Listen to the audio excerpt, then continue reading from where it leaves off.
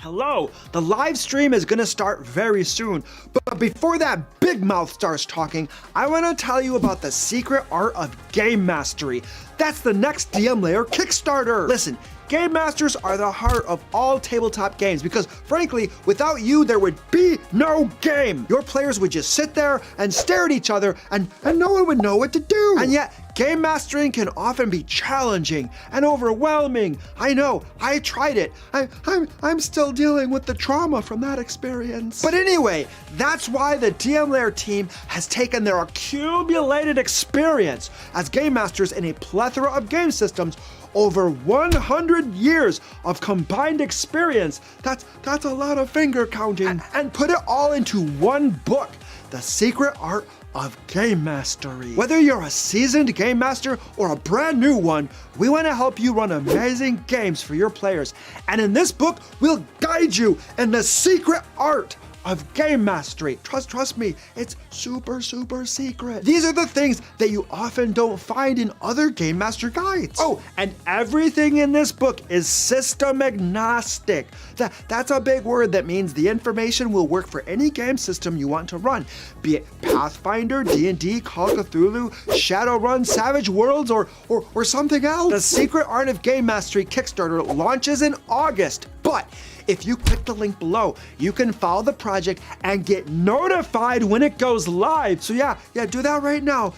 Clicky.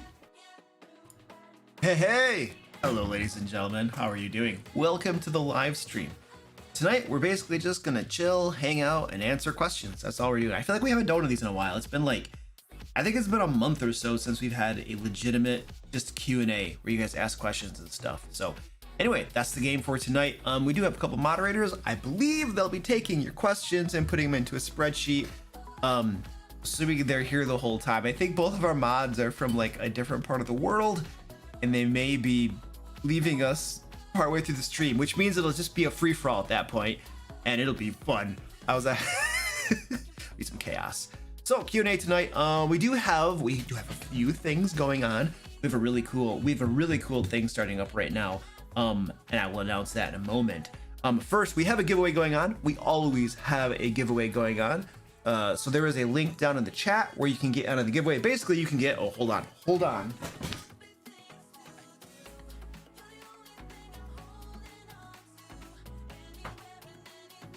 I always forget to have this here. A copy of Into the Fae. It is our level 1 to 5 adventure module for 5th edition. So you'll get one of these bad boys, a physical copy from the giveaway. It's very cool. And by the way, for backers of our Layers and Legends Kickstarter, I just put out an update today, but books are going out for Layers and Legends and Loot and Lore. Yeah, so very happy. Almost everybody should have their loot from our last Kickstarter by the end of May, roughly thereabouts. So yeah, very cool. In case you didn't get that update, there you go. So anyway, giveaway for Into the Fae, link in chat. I believe, yeah, looks good. And then we will draw the winner to the giveaway at the end of the stream today.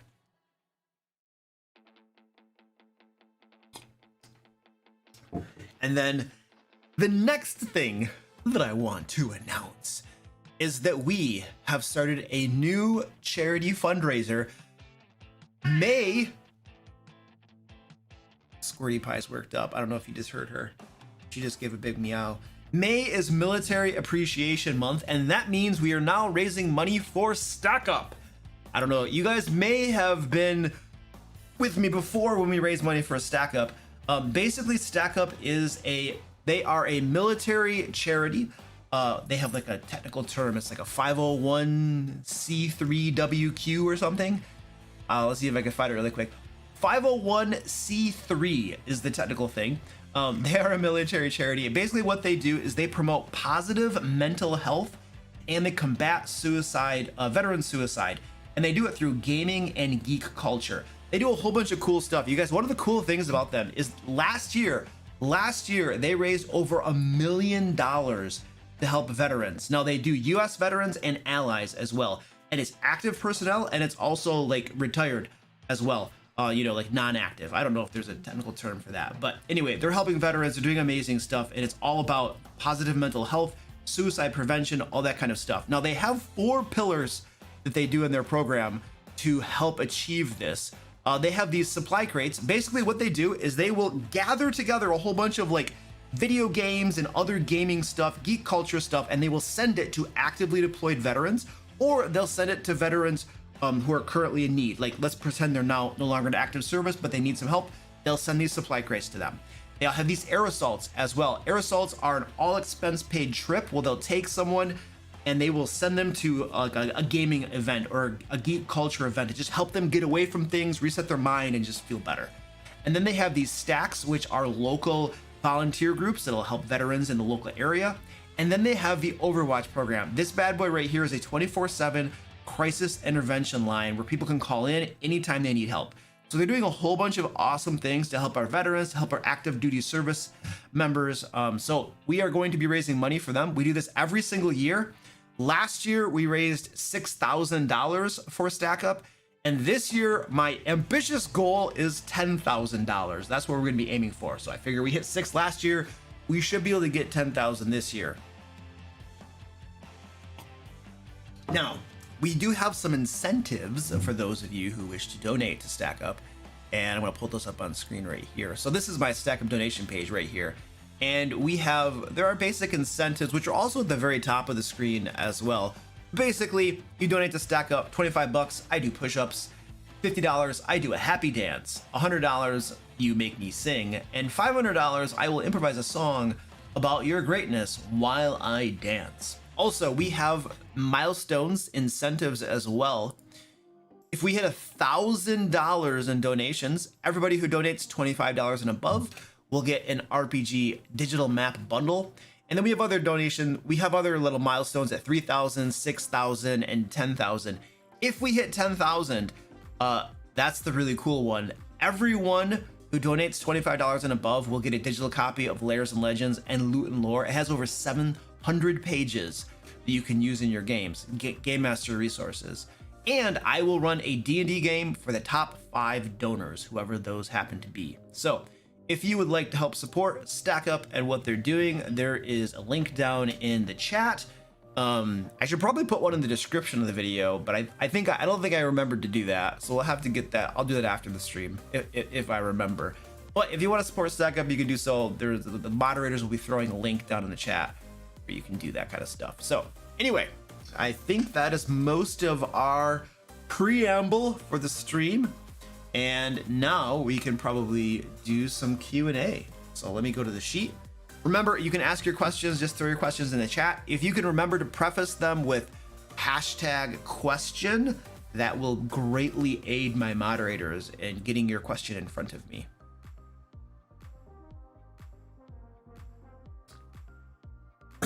I'm gonna cherry pick a question out of chat because I just happened to see it. Charles is asking if Into the Fae is available.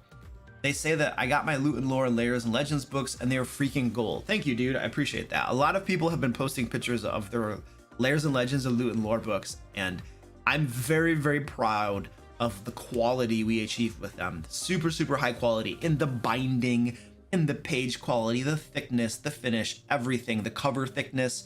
Those things are like amazingly high quality. And obviously there's the content, the actual stuff inside it, you know.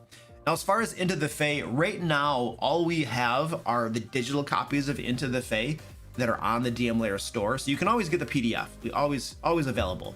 Now, the actual physical copies of Into the Fae, there's really 2 ways to get a physical copy of Into the Fae.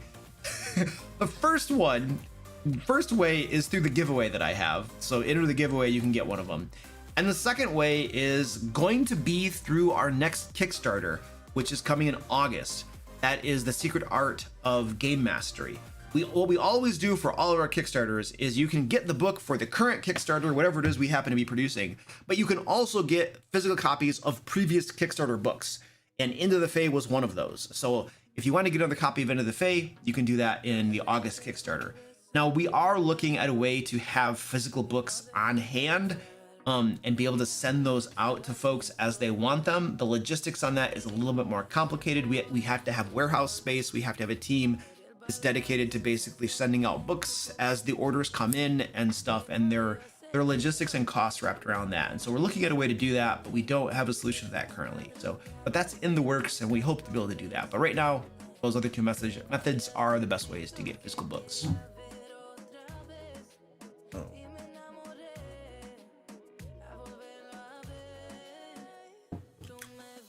All right. I need to look at my sheet.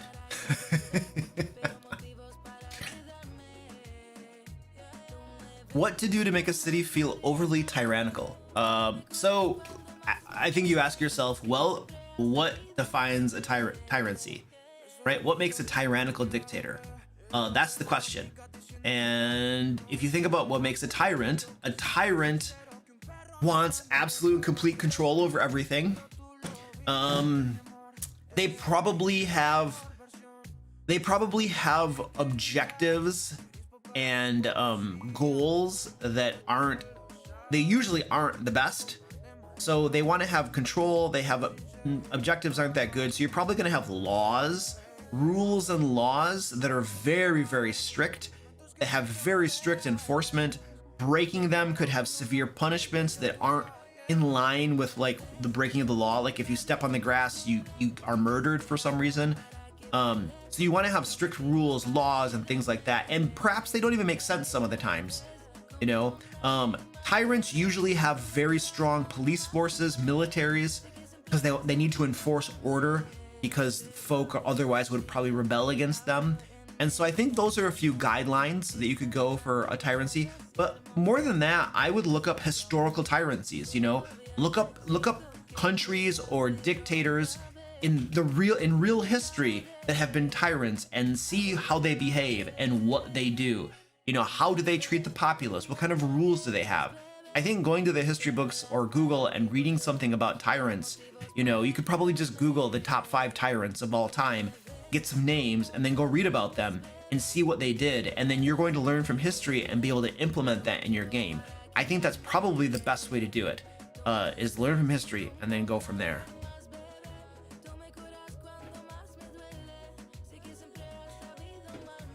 Guitar Guy Nick says, I see. We already have a couple. Oh, I gotta put my filter on. Where are my donations? Oh, my donations aren't coming up in my filter. Oh, that sucks. My wife is messing with the fire alarm upstairs. Can you hear the fire alarm going off? My wife is literally messing with the fire alarm. I told her, I'm like, I'm gonna be streaming. You have to watch me live stream. Are you gonna watch my live stream? She's like, yeah, I'll watch it. I always watch it. She doesn't. She puts it on a tab and then she does something else. But she decides to mess with the fire alarms too. Anyway, we did have a couple donations to stack up. I'm gonna go over there and give it some name drops. Where is it? I think we had 2 of them. We had $100. No, we had Proud to be Geeky. $100. Thank you so much. Where my donation stream? There we go. Proud to be Geeky, $100. Make Luke sing a song. Oh, geez. All right, I'll do that in a little bit. I will remember. Do we have a request for the song to sing? Otherwise, I'll do something like I'm Little Teapot or something. I'll do something crazy. And then we have an anonymous donation for $5. Thank you so much. Oh, I forgot to do the patron name readout. I totally did. Wow, I knew I was off. All right, I'll do the patron name readout in a little bit. We might miss that today or something. I'm sorry. I totally am off my groove. I was scrambling to get the stack up stuff all set up for the stream today because I wanted to kick it off because May is Military Appreciation Month, and so my brain was like in a different space. So sorry. All right, what was my next one? I had another question up here that I was gonna go for. The patron name readout as a song. Oh, as a song and a dance. I could do it. Owen, that is genius. I will do the patron name readout as a song and a dance. I'll do something crazy for it. That's a really good idea. All right, cool. I'll do that in a little bit. You remind me about that, man. I guess Squeaky's bothering me. All right. Next question. Do you think rigid rules make rigid GMs? For example, spell ranges of 90, 100, 120 feet. Who needs that? As has been stated before multiple times, D&D is not a war game. Actually, D&D kind of is a war game. D&D is literally a war game, guys. Like, as has been stated multiple times before. As has been stated multiple times before, D&D is a war game. It came from wargaming roots. D&D is literally, Squeaky, come on, buddy, really? He's jealous. D&D literally came from people who played war games and they said, hey, you know what? Instead of playing war games where we have like armies going at each other, what if we played a war game where we had a group, like an elite squad of soldiers who went into different places, you know, and that's where you got the adventuring group. And then they went into dungeons and stuff and they fought creatures and you had combat. So D&D comes from a wargaming roots. Like it at its heart, it is a war game. That's what it is. If you look at the rules, 90% of the rules deal with combat. And why do they deal with combat? Because it is a war game. It's absolutely a war game. Now, do all groups play it that way? No, of course not. Everybody has their own style and a different way of doing it. But the core rule system is a war game. It's what it was meant to do and stuff. Like that's the way it works. So I've always made the argument before that if combat and that sort of thing isn't what you want to do in your game and you almost never do it, then there's a good chance there's a better game system out there than D&D for playing that sort of game, because D&D is it's encounters and it's fighting and it's combat. That's a lot of what it is. So I challenge the premise of that question because I do believe that D&D is mechanically and in its origins a war game. Whether or not everybody plays it that way is a different story, but that's how it started and that's kind of what it is mechanically. Do you want to jump up here? If I let you jump up here, are you gonna be good? Are you gonna be good, or are you gonna push my camera and stuff? You are so shedding right now. All right, we're gonna see if Squeaky's gonna be good or not. So the original question though was, do rigid rules make rigid GMs? Well, there's an implication in that question that being rigid is bad. I don't think that being rigid is bad. I think that rules and a framework for running a game are a good thing. Like a game with no rules is a pretty stupid game. Can you imagine if you went to your friends and were like, hey guys, let's play a game. And they're like, okay, cool. Let's start playing the game. Well, how do you play the game? Oh, well, there are no rules to this game. We just start playing. What do you mean there are no rules to this game? How do you play a game with no rules? I mean, obviously that's an extreme example just to make a point. He's gonna do this to me. Now he's rubbing against cameras. I told you not to rub against cameras. You're gonna go down to the ground if you don't behave. Do you understand? He wants to be a co-streamer. He's rubbing against cameras. Look at, you see him? He's rubbing against cameras. All right, now you're coming over here. You gotta stop it.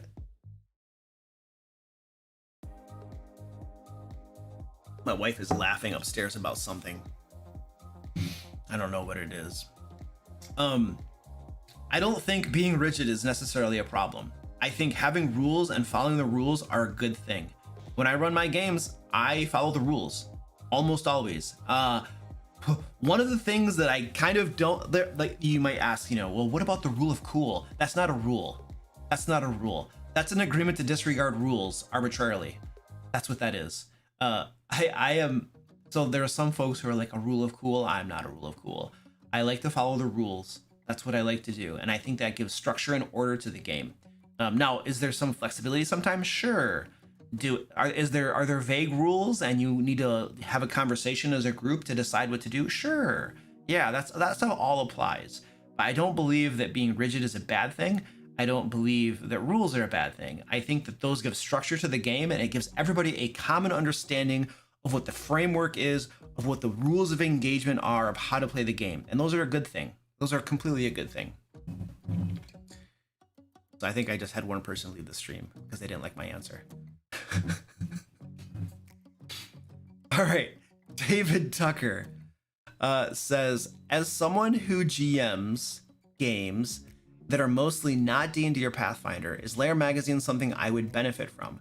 I've gotten into playing Pathfinder 2e with PFS. I don't know what PFS means, but I doubt I'll run it often. Well, I mean, you know, it depends, dude. I'm not gonna tell you yes just to make a few bucks. The content in Lair magazine is for game masters, but it is specifically tailored for D&D 5th edition and for Pathfinder 2nd edition. And if those are the game systems you're running, you're probably going to find it immensely useful. If you're not running those game systems, then you might use things that my team and I create in Lair magazine to inspire you. You might be able to take an adventure out of there, and you'd have to like make it work for whatever system that you're running. So there's going to be some work there for you. It might inspire you. You might find it useful. You know, the maps obviously are easy to just do whatever you want with. But we have magic items. You're going to have to do some conversions, right? We have puzzles. Now the puzzles are probably going to be more useful, but not every issue has puzzles in it. Traps, you're going to have to do some conversions. You see, game systems all have inherent mechanics in them, right? And if you're running a different game system, then there's going to be some sort of conversion involved with a lot of those things. Adventures are probably a little bit easier to, you know, transfer from one to the other. If you are comfortable with whatever, if you really know the game system that you're running, and you can probably translate a lot of the things on the fly, maybe not the encounters. I would like make sure you create those ahead of time, do your translation and conversion of encounters, but a lot of the things like the difficulty classes of different checks you're going to make, you can just do those on the fly as you go, you know, for the most part. But there's going to be some work involved. Absolutely.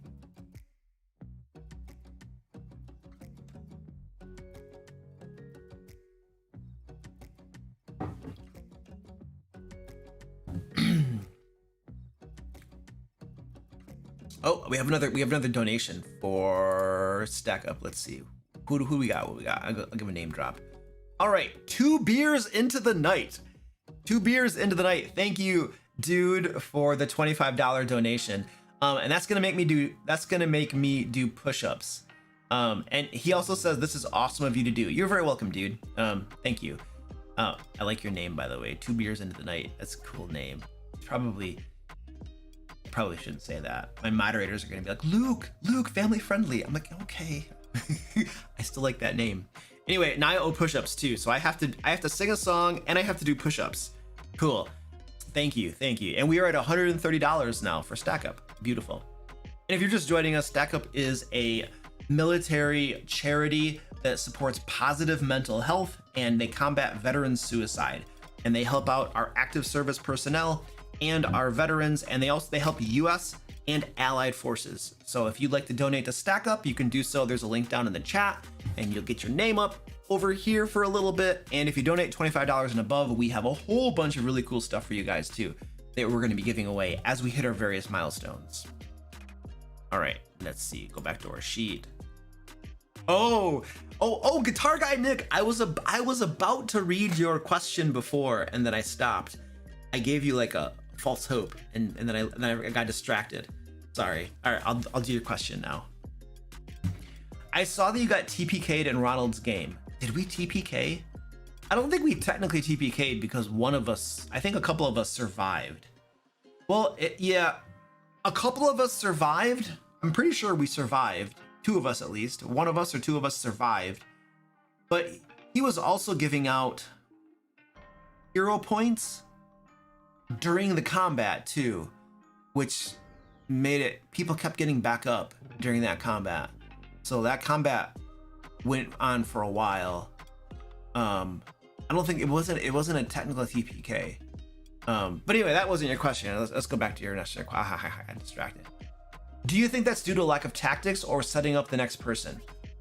Setting up the next person. I don't know what setting up the next person. Oh, was it due to a lack of tactics?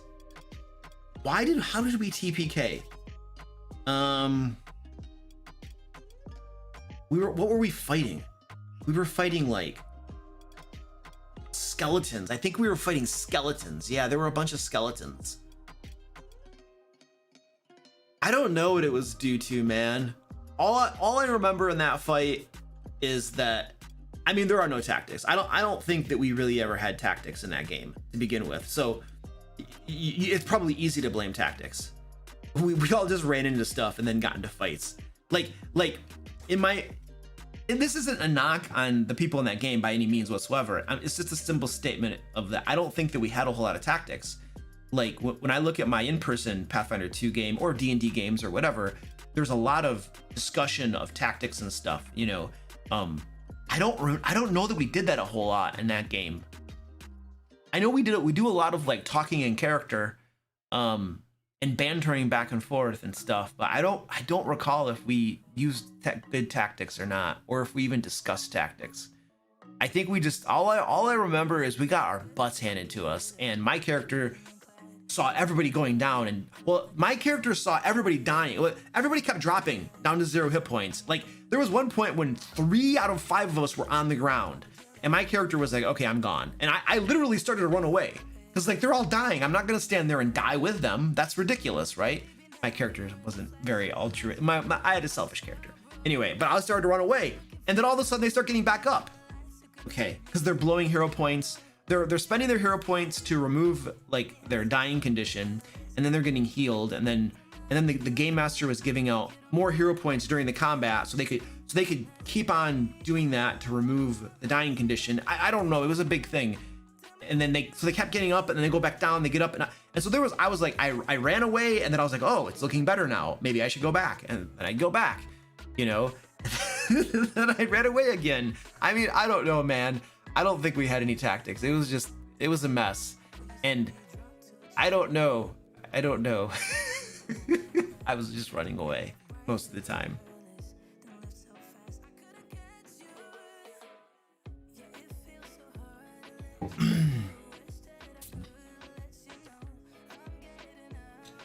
All right. David and Dragons says, I'm thinking about volunteering at the library to run D&D games for the teens. What's some important things to keep in mind when running for total strangers? Well, running for total strangers. Be careful of themes you introduce, you know, especially if you're running for teens. You want to make sure that you're not putting any themes in the game that might, you know, be offensive or something, or get somebody upset, you know what I mean? Like when you're running for your friends and people that you know them, and and you're familiar with them and what they like and don't like, and things that might upset them, and so you can tailor your games, and there might be certain themes that you could put in your home game because you know your players are okay with it that you couldn't do with strangers perhaps. So you want to be careful of that sort of thing that you put into your games, right? Because the idea of running D&D at a library for teens hopefully is to help them, you know, give them a positive experience in their life, something that they're going to enjoy and look forward to, help them grow creatively, you know, maybe help them get away from a bad home or other environment that they might have that's just causing them problems in their life. You know, you want to help them like to escape from that crap and have something good in their life, you know what I mean? And so you don't want junk in your game that's going to make them feel bad or feel like they don't want to be there. You know, you want them to feel welcome and invited, you know, that they're going to enjoy going to the game and stuff. So now that isn't to say, so like you're like, well, Luke, well then should I not kill their characters? Well, no, that's part of the game. I'm not talking about that. I'm talking about other things like, you know, let's pretend like, you know, I don't know, torture or something. You might want not have torture in your game because maybe that's something that people wouldn't like or be offended by or something, you know, and other sorts of like, you know, borderline themes and stuff. So I think that's something to keep in mind, the different themes you want to approach. I would keep in mind, I mean, they may have never played before, right? So you want to be especially cognizant of that and helping them get onboarded, helping them create their characters, helping them to work well together, suggesting tactics. For instance, you might have a character who is playing a fighter and yet they're afraid to go first and they never want to open any doors. You might have to explain to them, listen, you have hit points and armor class. It's kind of your job to do that. And then the ranger, they're always opening doors because you won't, but they're squishy and they can get hurt really bad. So that's a bad idea. So you might have to just give some explain some things of the game and just help kind of like get them into it. You know, and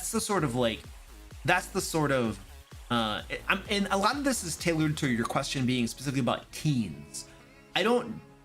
What I just told you right there about helping them get into the game and create characters, I don't necessarily do that when I run games at conventions, you know. I might if somebody needs help, but I would more do that for like teens or, you know, if I'm running a game for kids. So just helping them be cognizant of that. You're dealing with different personality types as well.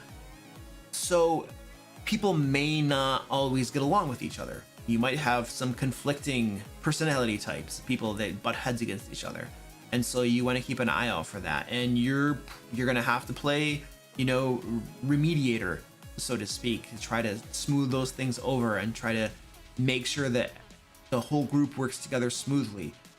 So you have, and you might not necessarily have to do that when you're playing with friends, the friends may just take care of themselves, or they might not.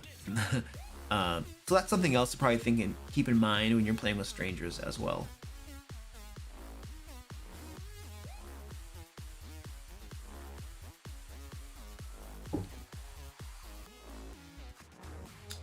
All right.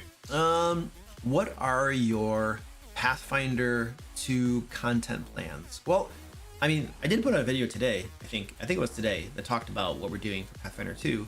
But basically, my team and I we do Lair magazine, right, which is 5th edition content, and we also started doing Pathfinder 2nd edition content for Lair magazine. So basically, there are now 2 versions of Lair magazine. One has 5e content, and the other has Pathfinder 2 content. Now, the Pathfinder 2 content is still unofficial. It's not in a fancy PDF quite yet. It's just the basic content. It still has everything you need to run your games, the adventures and everything is there, only in Pathfinder 2 mechanics. It's just not a fancy PDF yet. That's going to be launching in September. But right now, we basically are doing 5th edition and Pathfinder 2. And you can get both of those when you become a $15 DM Lair patron. You'll get access to both of those things. And then in September, what we're going to do is we will split, we'll make the Patreon so that you can choose which one you want, whether you want the 5th edition stuff or whether you want the Pathfinder 2 stuff. And so there'll be 2 tiers at $15 where you get to choose. But right now, because Pathfinder 2 is still unofficial and it's not in a fancy PDF, everybody at $15 just gets both. That'll change in September, but right now everybody gets both. It's kind of like our introductory thing as my team and I are kind of getting ready to go and getting up to speed with Pathfinder 2 and making sure getting our it's the issue we have is our publication process. I don't know how many folks do publications and stuff, but there is a big lead time. There is a huge lead time when you're publishing things. For instance, right now, I think my team is commissioned. We just got done commissioning stuff for September. But everything for June is done. Everything for July, I think I have most of it. And then August is going to be filtering in probably within a few weeks or so. And then we're now commissioning September. So there's a big lead time. And so when my team and I decided that we were going to start going to Pathfinder 2 for having content in both 5e and Pathfinder 2, we had to figure out how to get that into our publication life cycle, and it wasn't the easiest thing. We have a small team, to try to fit that stuff in. It's like, okay, how are we going to do this? One of the things that we're doing is we are literally having Mark Seifter, who is the co-creator of Pathfinder 2.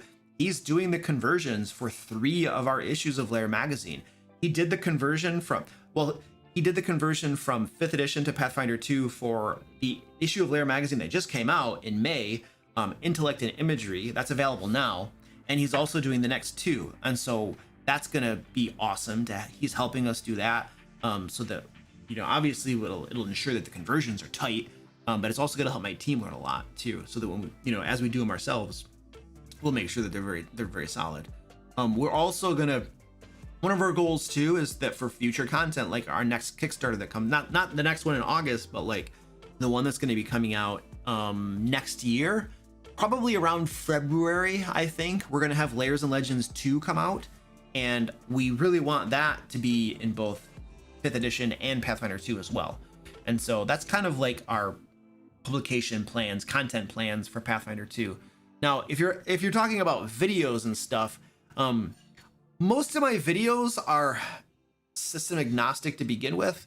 Some of them have specifically talked about 5th edition stuff.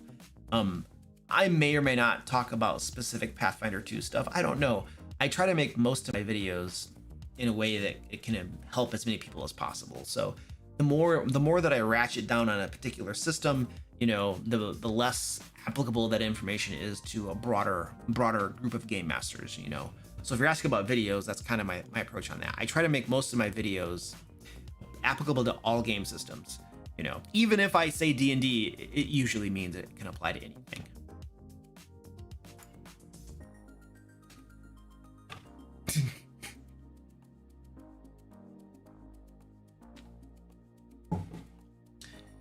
Overtured Gaming says, so will you be changing the design process as well? It sounds like right now things are natively 5e and converted Pathfinder. Will you be start looking at content in the opposite direction too? Potentially. So as I was talking to Mark Seifter, one of the things he was telling me is that it's easier to create stuff in Pathfinder 2 and then convert it to 5e. And he had some reasons, and I don't remember what they were, but he's basically telling me that it's easier that way. The issue that we have is that, you know, a lot of our freelancers that write for us, they play D&D 5e. And so it's hard for us to ask them to write, you know, their stuff in Pathfinder 2. Now Zach, who works on my team, and Zach is probably better at Pathfinder 2 than I am at this point. But he and I are getting up to speed very quickly on Pathfinder 2. So our expertise in that system is going to be increasing, you know, very, very quickly. But right now we're still going to be doing it in 5th edition first and then converting to Pathfinder 2. I don't know if that's going to change in the future. Honestly, it's irrelevant. Whether you start with one or you start with the other, you can still have both be very solid quality products. It doesn't mean that it doesn't work to go from one way or the other. And then the rest of our process, we've figured out how to integrate the Pathfinder 2 conversions into it to make it smooth. So we're good. This cat, he needs attention. Oh dear. This is a good question. How do you remain patient with players who keep changing their minds during combat about what they are doing? I don't. This is that question right there. It's almost a loaded question. I'm not patient. I am patient with players. I don't allow them to change their minds like that. Like, you can be patient with a person, but insist that they make a decision. And if they keep changing their minds, you can say, okay, we're gonna squeaky. Oh, I need attention. I'm gonna give you attention. You can delay their turn. Like, from a Pathfinder 2 game that I run my friends, like if a spellcaster is like, okay, you know what, I want to cast this spell, and you're like, okay, cool. And then they ask you a question about, well, what does that spell do? And then you open the book because they didn't do it or something, whatever. And you read it and you explain it. And they're like, oh, well, in that case, I don't want to do that spell. I'm not sure what I'm going to do now. Okay, cool. We're going to delay your turn. You're going to go after the next person if you're ready. Next person, what do you do? And then that person does their thing. And then you come back to the spellcaster. Do you know what you want to do yet? Well, not quite. Okay, that's cool. We're going to delay your turn till after the next person. Next person, you go. Okay, cool. Back to the spellcaster. Are you ready to go yet? Yes, I know what spell I'm going to cast. Okay, so like you can just delay their turn. Now, does that affect combat? Yeah. But is that your fault as the game master? No, it's not. It's the spellcaster's fault. And I pick on spellcasters because spellcasters are the ones that do this the most.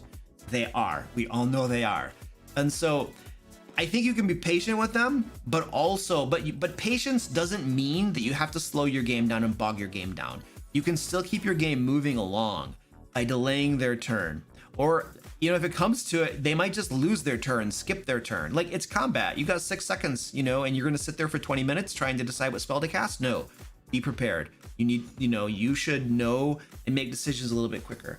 Or just keep delaying their turn. So you can be patient with them, but patience does not mean you have to sit there and make all of your other players sit there for 10 minutes while they make up their mind about what to do. So yeah, I think patience does not necessarily equate to letting your combat devolve into a slog where you're just waiting for a person who can't make up their mind. So if a person states they're going to do a thing, then they do a thing, you know. And if they can't figure out what they're going to do, you delay their turn, go to the next person. So, and that's what I would do. I would do that. Give them a few seconds to say what they're going to do. If it's clear they have no idea, delay their turn and move on. And you can be patient with them, 100% very patient. Just, you do not encourage that behavior by allowing them to delay the game.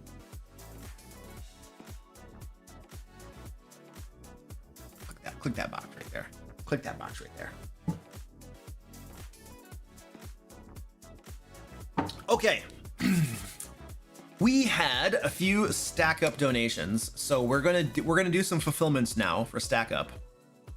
So the first thing that I'm gonna do is, who was it? Two Beers Into the Night donated $25, which per the chart right here says that I owe push-ups. So I'm gonna do some push-ups for you. And then Proud to Be Geeky donated $100 to stack up. So I'm going to sing a song. And I'm gonna do that right now. So let's do the push-ups. I need to get the camera changed. Look at Squeaky pushed my camera. Squeaky, I told you. Pushes my camera around. There we go. What a punk. He wants to be a co-streamer and he doesn't respect the cameras. All right, let's go to our cat cam. Oh, that's the wrong one. Where's the right button? Where's my cat cam? Oh, my room cam. Oh, it's called a room cam. Well, that's dumb. All right, here are my push-ups that I owe.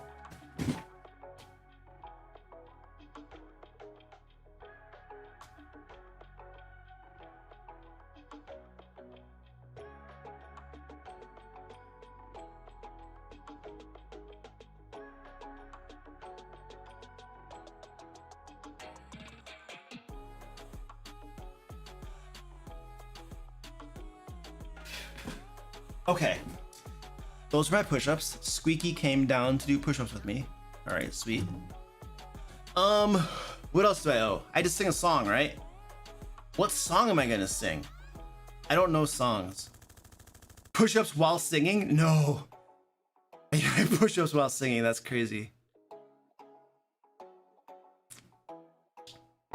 That was 20 push-ups.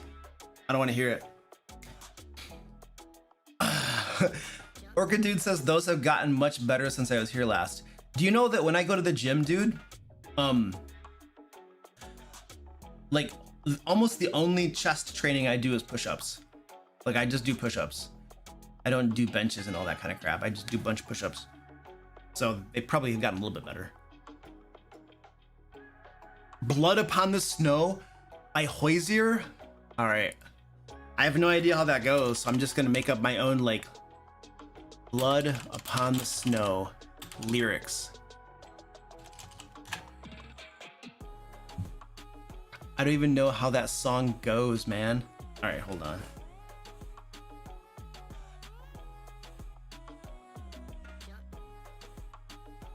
You know what? I'm not gonna listen to it. I don't even know how the song goes. I'm just gonna sing something. You're just gonna get something stupid. All right. Here's the song. Totally making this up. To all things housed in her silence, nature offers a violence. The bear that keeps to his own line, the wolf that seeks always his own kind. The world that hardens as the harsher winter holds, the parent forced to eat its young before it grows. Every bird gone unheard, starving where the ground has froze. The winter sunrise, red on white, like blood upon the snow, like blood upon the snow. Okay, that's it. That's all I got. No more. It sounds like the Barbarian made this one. Now it would sound a little bit differently if the Barbarian were singing. I'm just saying. All right, I gotta turn my fan on. You know, the whole stream, I basically have to ignore Squeaky as he's trying to bother me, and while I'm concentrating on doing questions and stuff, because Squeaky is literally, he's pawing me the whole time, and he won't leave me alone.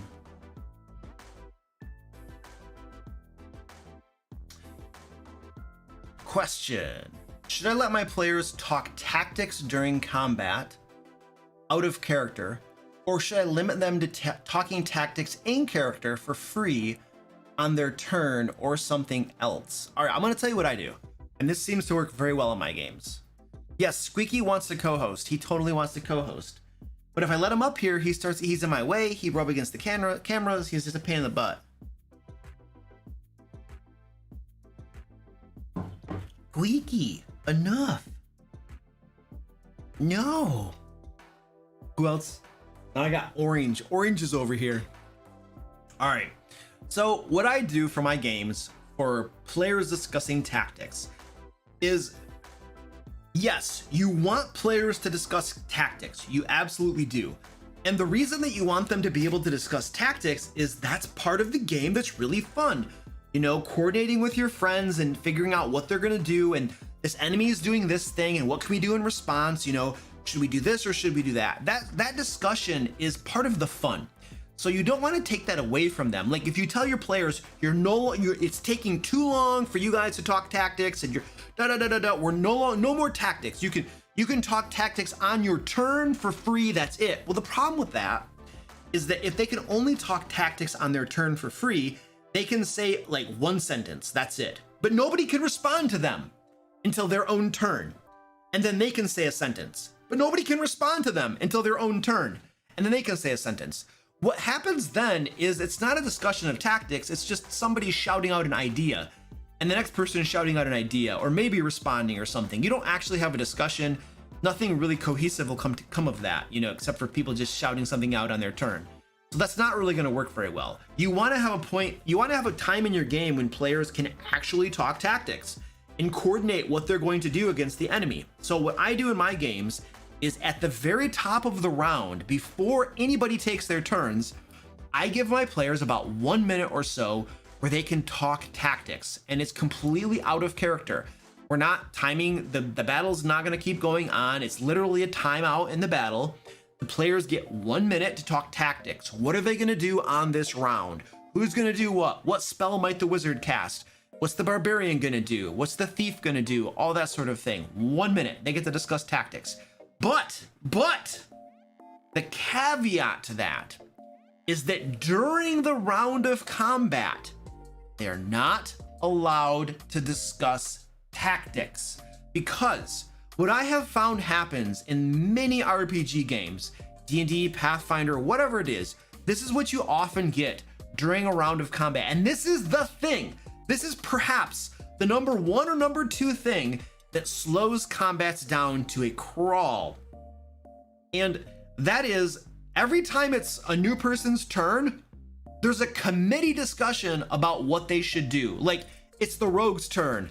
Everybody has to opine on what the rogue should do. Well, get that guy. No, get that guy. Well, do this. Hide first to get your advantage. Da da da da da da. And then the whole table goes around and gives them suggestions. And then the rogue is like, and then they have to make a decision, right? Okay, cool. We got to the rogue's turn. Now it's the fighter's turn. Well, guess what? Committee discussion time. Lots of people giving suggestions about what the fighter should do to optimize their turn. And then the fighter's got to make a decision. And when you have this committee discussion go on every single person's turn, what you get is a combat that just drags down to a crawl. And it takes you 20 minutes to a half an hour, it could be, to get through one single turn, one single round of combat. And so in my games, I allow my players 1 minute at the top of the round before anybody goes to discuss tactics. And then during the round, there is no discussion of tactics allowed. Because remember, theoretically, a round of combat is happening simultaneously. Everybody is technically taking their turn at the same time, even though in gameplay, we take turns. In the actual, world, it's all supposed to be happening simultaneously. And so there is no committee discussions of tactics on everybody's turn. It's none of that. And I squash it very quickly. Like literally, if I have players that start saying something like, it's the rogue's turn, and the player's like, well, you know what, maybe you should, I'll be like, well, hold on a second. Let's refrain from discussing combat tactics during people's rounds. Let's do that at the top of the round, right? Top of the round is when we do that. I jump on top of that. Because if you don't, they're gonna start doing that, right? And then everything kind of slows down. And so top of the round, discuss combat tactics, but during people's turns, you don't do it. And what that does then is it speeds the game along.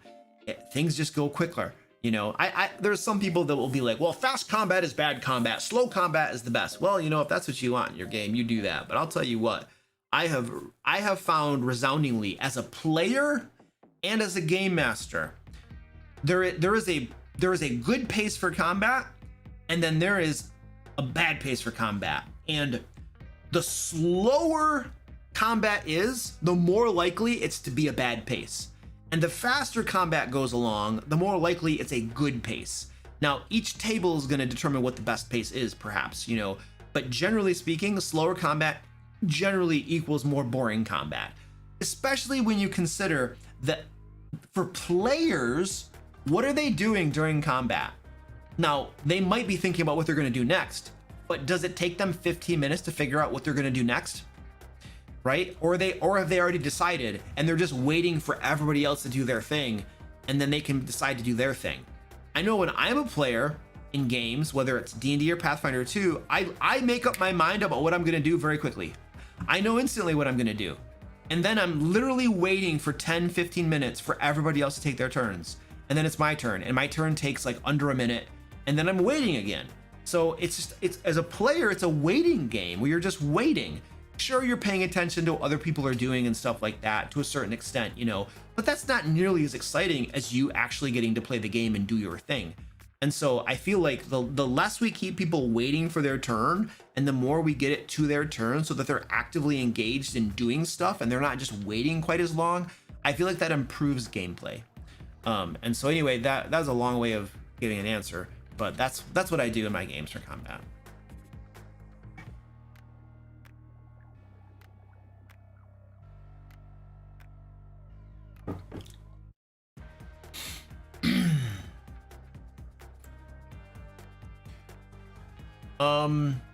Question for the publishing of books like Into the Fae. Oh, by the way, Into the Fae, we have a giveaway going on. There's a link down in the chat. You can get a physical copy of Into the Fae. We will draw the winner at the end of tonight's stream, so join the giveaway. Anyway, back to the question. For publishing of books like Into the Fae, are you considering some sort of print on demand? No. Is that one form of logistics you might be considering? No, not at all. I'm going to tell you why we don't do print on demand. Print on demand delivers crappy quality books. Like, I know who does print on demand. Drive-Thru RPG uses Ingram Spark. Ingram Spark print on demand books are garbage. I have them. I have lots of them. We used Ingram Spark for our first Kickstarter, and I was supremely unsatisfied with the quality of their printing. It is garbage print jobs. They don't do the proper 16 pages grouped together and threaded and then glue bound. They just stuff all the pages. It's garbage printing. So that is one reason we're not doing print on demand. That is one reason. Second reason, we're not going to do print on demand through something like you could technically get set up with One Bookshelf, Drive-Thru RPG to do print on demand. But then what you're doing is you have to create a special file that's according to their printing specifications. Like, we use a different printer now. We use Regent Publishing, and they have certain printing specifications. If we want to print with One Bookshelf, print on demand, then, or even if we go directly through Ingram Spark, we have to create separate printing specifications, a little bit of extra logistics on our end. And then if you're doing it through like One Bookshelf or something, well, you're giving up 30% off the top. That's a lot to give up. There was a war back in January. There was a war fought in part because of 25% off the top. And if the OGL stuff, you know what I'm talking about. So 30% off the top is huge. So we're not doing that. We're not doing that. We're not going to be doing print on demand. We are going to get professionally printed books through Regent Publishing, which is the same company that many of the major third-party RPG publishers use. Paizo uses them, stuff like that. We're going to get them through professional, nice, quality stuff so that we can have products that we are proud of that are going to last for a long time. And if that makes it a little bit harder to get them to folks, then we'll just have to try to overcome that hurdle however we can. But I'm not going to put out an inferior product just so that it makes it more accessible in the sense of easier for people to get, because of print on demand or something. I'm just not going to do it. I refuse to do that. It's not happening. So sorry, no. Some people may not like that answer, but that's the honest answer. All right, I think we should do. All right, I think we're going to do a cat strike. We have not done a cat strike in a long time.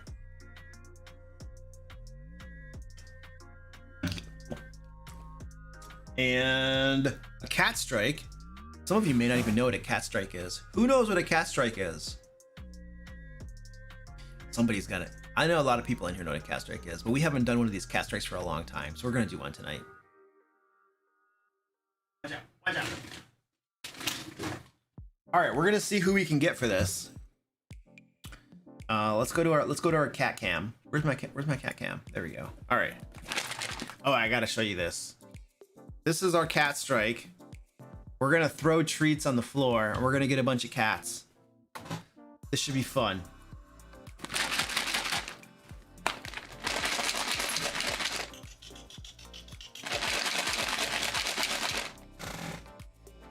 Well, I've only got 2 so far. I'm hoping I can get more of these guys. Okay, I got another one.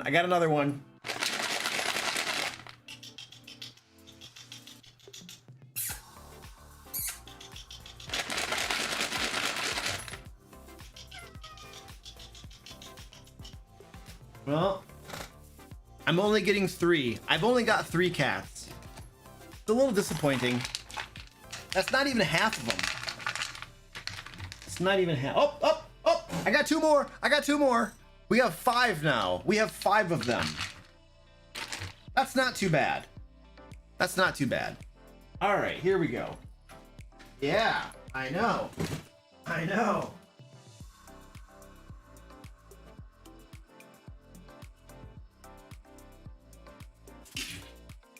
My dog is going crazy.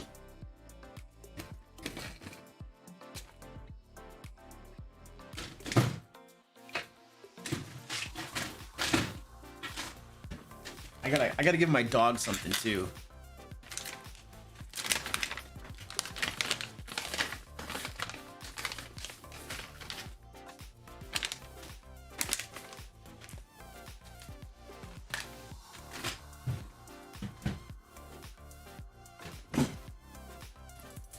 In here.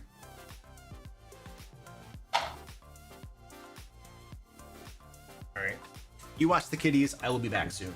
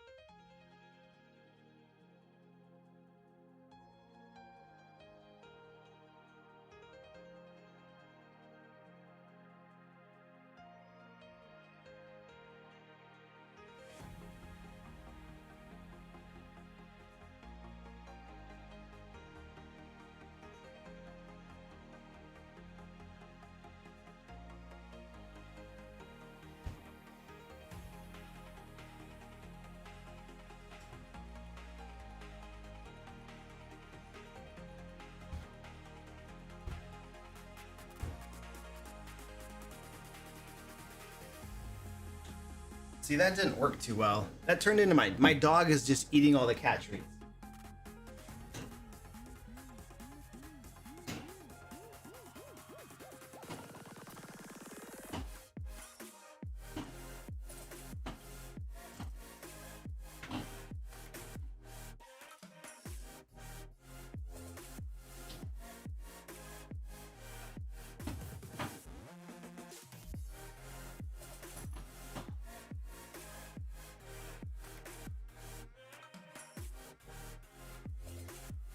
The dog just got moved. I moved the dog back that way in the room. She was just eating all the cat's treats. That way, at least Squeaky will be able to get some. The other cats are close. Like, The other cats are all right there. There are four cats down here total, but the dog was driving them off. I think Squeaky will probably eat everything now.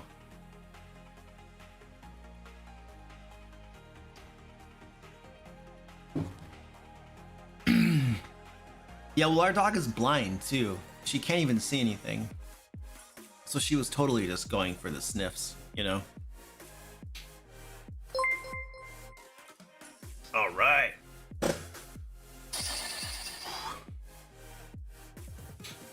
All right, ladies and gentlemen, we'll keep going with questions and stuff.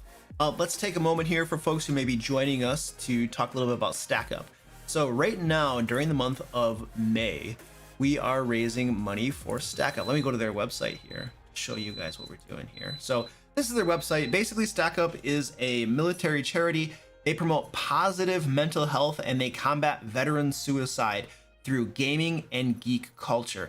They have a whole bunch of cool different things that they do for folks. They send veterans, active duty personnel, as well supply crates, which are full of video games and other cool things to help them take their minds off all the stress of the bullcrap that they're going through in life and on deployment and all that kind of stuff, just to get away from things and relax and reset. They do air assaults as well. They will fly folks out to gaming events as well. They have the Stacks, which are local volunteer groups to help veterans and active service personnel. They also have an Overwatch program, which is a 24/7 crisis intervention hotline that folks can call when they need help when things are going bad. Last year, they raised over $1 million to help veterans and active service personnel. So they're very, very cool. Our goal this year is to get to $10,000. We raised $6,000 last year. And I say we, and I really mean you guys. Like folks on my live streams, you all collectively raised $6,000 for them. And that is absolutely amazing. So this year I figure, hey, we're gonna try to raise $10,000. And we have some really cool perks as well for folks who want to donate. Obviously we have at the very top of the screen, you can see that we have $25 makes me do push-ups, $50 makes me do a happy dance, $100 makes me sing a song, and $500 I will sing a song, an improvised song about your greatness while I dance. And I've already had to sing today and I had to do push-ups already today. So hoping to do some more of that stuff to raise some money for charity. Also, we have different milestones as well. You probably can't see them too well on screen. There, I can zoom in a little bit. That'll make them a little bit bigger. If we get to $1,000, everybody who donates $25 and above will get an RPG digital map bundle to use in your games. Works on virtual tabletops, pretty much any of them. It's really cool. We have some amazing cartographers that make these maps for us as well. If we get, my dog is freaking out. If we get to $3,000, everybody who donates $25 and above will get a D&D 5e digital adventure bundle. $6,000, $25 and above donors get Lair magazine digital bundle. And then at $10,000, that's the really cool one. Everyone who donates $25 and above will get a digital copy of Lairs and Legends and Loot and Lore. That was our last Kickstarter. Has over 700 pages of Game Master resources in it. And at $10,000, I will run a D&D game for the top 5 donors. So those are our milestones. If we hit those for Stack Up, then we will be doing all that cool stuff. So let me get that off the screen. I'm gonna zoom out to my normal size. Otherwise, it freaks me out if I'm at the wrong zoom level. All right, let's keep going with questions.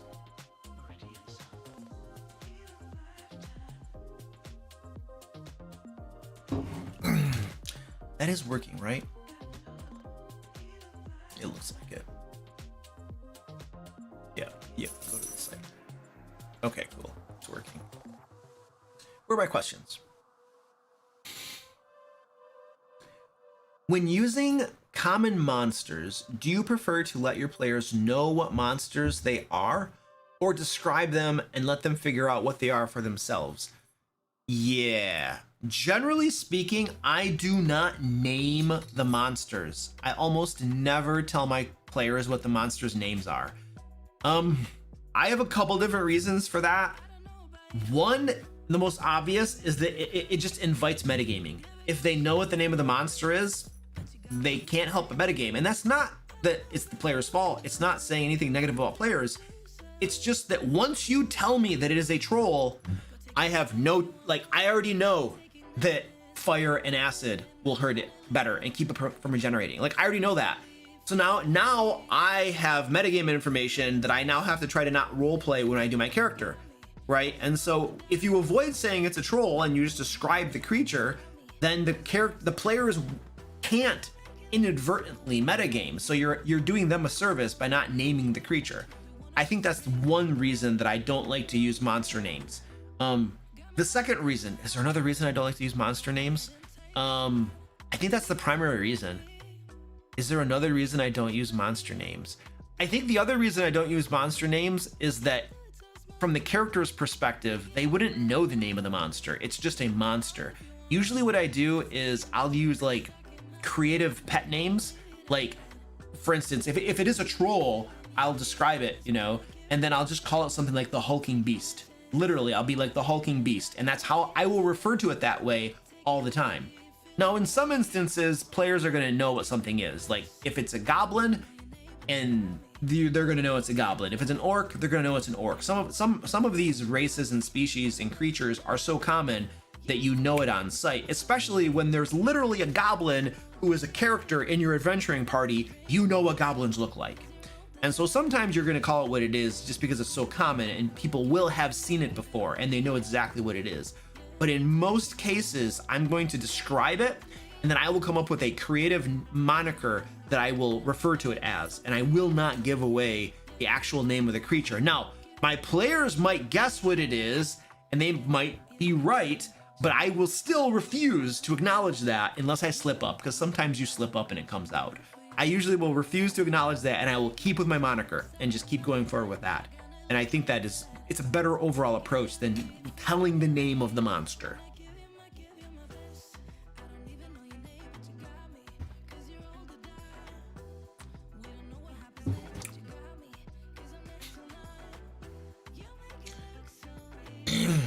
What type of character would you recommend to someone who has difficulties with roleplay? Because of my chaotic party and me being shy, I struggle even though I work a lot on making good PGs.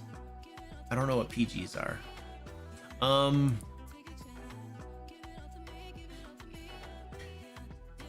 Well, role-playing has to, see, in part, I'm wondering if with this question we're using a proper definition of role-playing. So I'm going to go back to defining what role-playing is. Role-playing is not the talkie-talkie bits. That's not role-playing.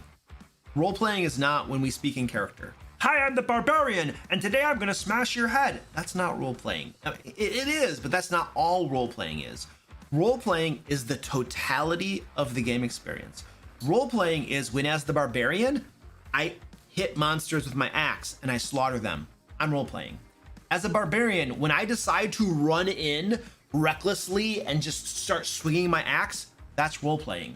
When, as the barbarian, I refuse to run away because I'm too angry to think of reason, that's role-playing.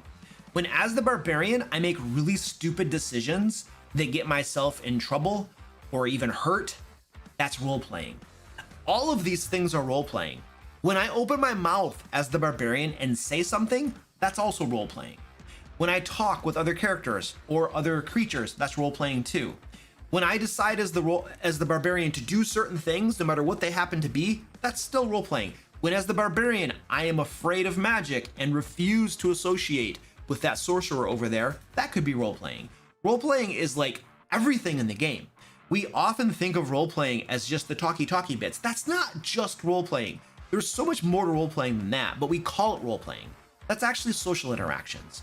We have 3 pillars in the game. We have combat, we have exploration, and we have social interaction. Role-playing is all of those things. Combat is part of role-playing. Exploration is part of role-playing, and social interaction is part of role-playing. Everything is role-playing.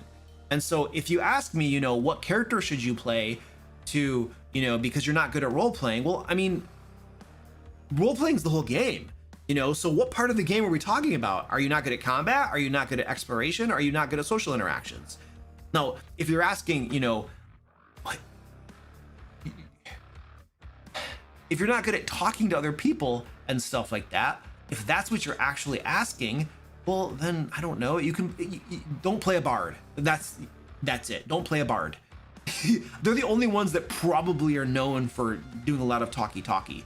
But you can have any other character, and you could probably even have a bard who doesn't like talking to people and is very withdrawn and quiet. Any character can be that way, but that doesn't mean you're not role playing. Just because you're not talking to other people, you could still be role playing. You're going around and you're doing things as the fighter, as the rogue, as the bard, and everything that you do and everything that you say is part of role playing your character. It's knowing your character, their motivations, how they feel, what they believe, and what they would do, and then acting that out in the game and having them do things and say things that are in accordance with their character as a person and how they are. All of that is role playing. And so I don't think that there is a right answer to, like, if you want to avoid role playing in its totality, then you're kind of not playing the game, because every facet of the game is role playing in one way or another. So I don't know how to go about answering that question.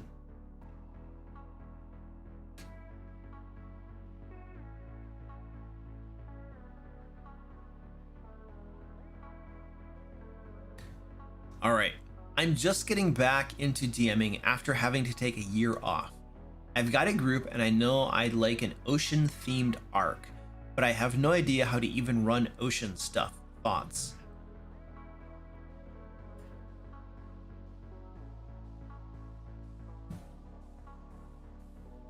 How to run ocean stuff.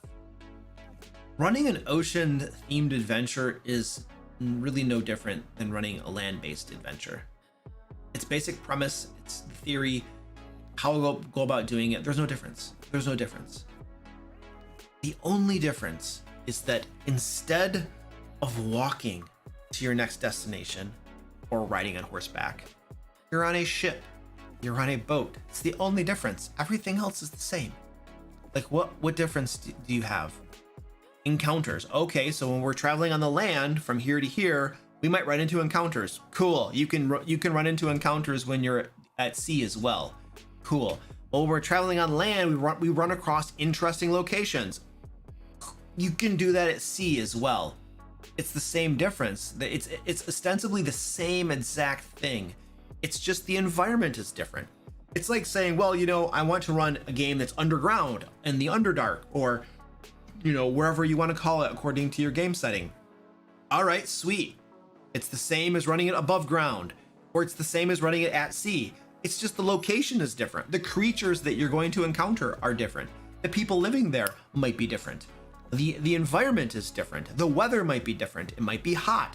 The sea, the ocean, you could have periods of calm tranquility and then crazy storms, and you can be in trouble, right? The location is different. So at sea, your cool and interesting locations are going to be islands you come across, or maybe there's a sunken ship, or maybe you can see that there's something down below, or maybe something comes up, or maybe you have to go below the waves and there's a dungeon underwater. So like you see, you're still running the game.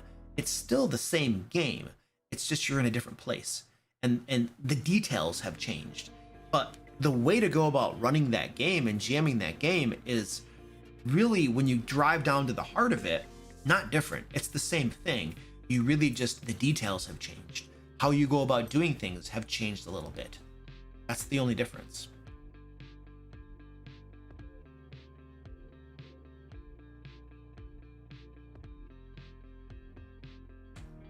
I banished my dog. And the cats didn't even eat their treats anyway. I'm gonna have to go get my dog back. She's just back there wandering. I'm gonna get my dog back. I'll be right back. I'm gonna get her. All right, Zoe, ready to come back? Yeah? Not bad.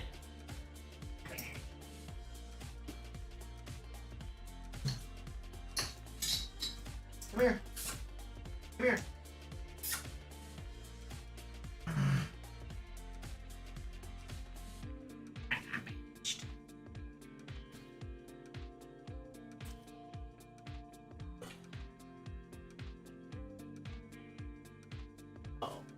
Oh shoot, that's the wrong one.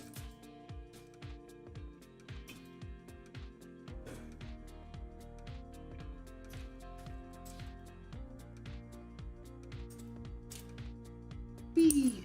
All right, there we go. I got my dog back. Now she's gonna go try to get the cat treats again.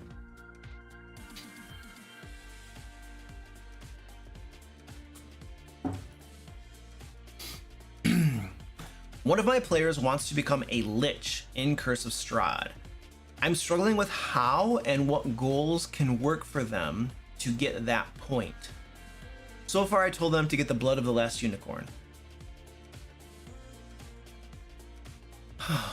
One of my players wanted to become a Lich too. Why? I don't know. It's like you're playing Curse of Strahd. The goal is to defeat Strahd, but they want to become a Lich. So, okay, they want to become a Lich. Are they still playing the module? So is becoming a Lich like a side quest or a side goal that they have? I don't know. At the end of the day, what you need to do is come up with a custom mechanic for them to become a Lich. If you want to facilitate that happening, then you need to give them a mechanism for doing that. And literally, I had a player that wanted to do this, and I went on Google and I searched for different ideas of how to do that, and I found some different pages and different people that talked about different ways, that you might suggest, transforming into a Lich. And then I made up a way to do it, basically, and that's what I did, and I just made it up. So that's what you would do if you want to facilitate that. It should not be easy. That should be an extremely difficult undertaking. Extremely difficult. Probably more difficult than defeating Strahd is going to be gathering the required information and the required materials to become a Lich. And then you have to hope and pray that what you need is within Barovia, right? And that Strahd isn't keeping those materials back because he doesn't want competition. So, and part of becoming a Lich might involve dealing with Strahd and having to work something out with Strahd himself. They might have to talk with the Dark Powers. They might have to go to the Amber Temple and make a deal with the Dark Powers that are there in order to become a Lich. So there's different stuff that they might have to do, to further those goals, but it should not be easy. This is like a level 20 aspiration. This is something that a Lich is not something you attain at level 5 or 10. This is a long-term goal to accomplish these things. And the player needs to be aware of that. If they think that they're just going to play the game for 2 months and become a Lich, they should be mistaken.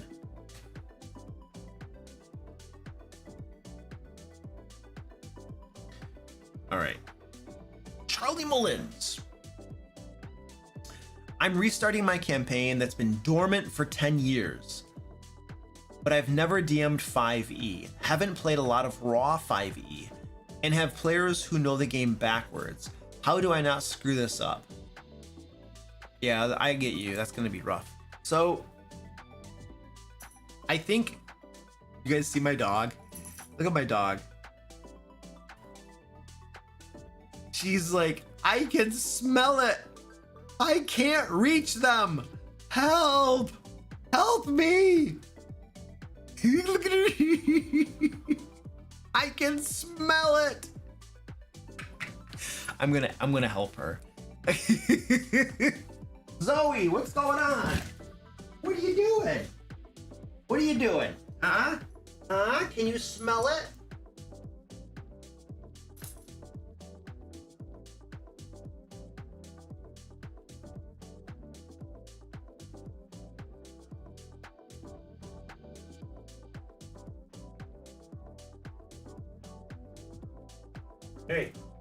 Hey.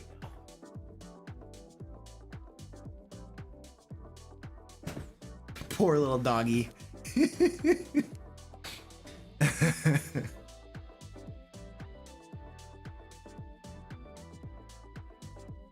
All right.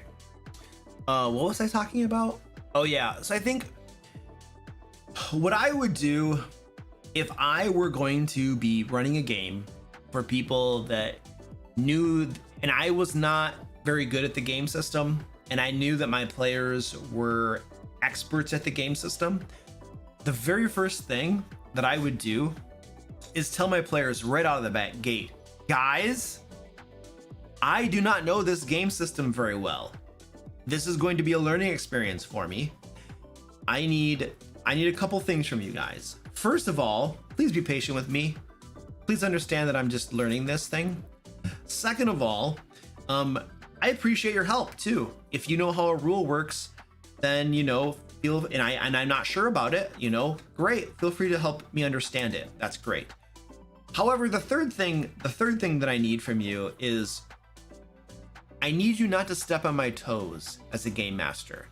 So this is gonna be potentially the biggest conflict that you might have, is that because they're the players and they know the game system, there's going to be this conflict and potential tension between you as the game master running the game and then the players trying to run the game potentially because they know the game system better than you do. And so I think that is going to potentially be the biggest point of contention, perhaps, is they're trying to step into the role of game master and make rulings on things because they know the game system better than you do. And my suggestion to you is twofold. One, be humble and lean on their expertise and listen to them before you make a ruling.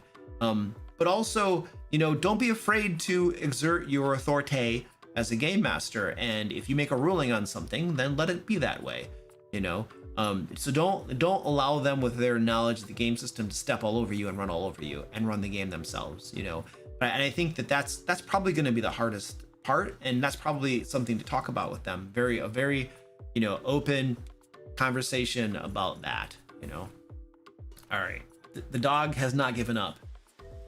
She doesn't understand that it's gone. She's still trying to find it. She's like, I will sniff the rest of the night. She can't see anything. She's blind, so she doesn't know that there's nothing there. She's just gonna keep wandering around sniffing.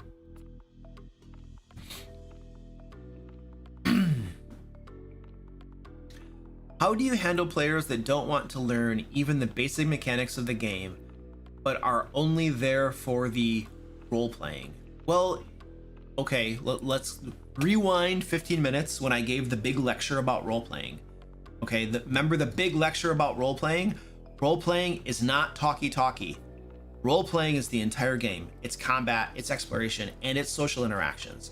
And many people call social interactions role playing. And every single time, I crap you not, every single time somebody inaccurately calls social interactions role playing, I will go through this lecture every single time. It is probably one of my biggest pet peeves. It is the biggest thing that triggers me, is people call it role playing.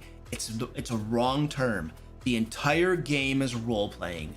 When I swing a sword, I'm role playing. When I cast a spell, I'm role playing. When I check for traps, I'm role playing. All of that stuff is role playing. Talking is a part of role playing, and we call that social interactions. So, and I'll give that lecture every time. I will not get tired of giving that lecture. It is the biggest misconception I see perpetuated across the hobby. So if you have a player that doesn't give a flying crap about the basic mechanics of the game and they're only there for the talkie-talkie, then, so how do you handle the player? How do you handle the player?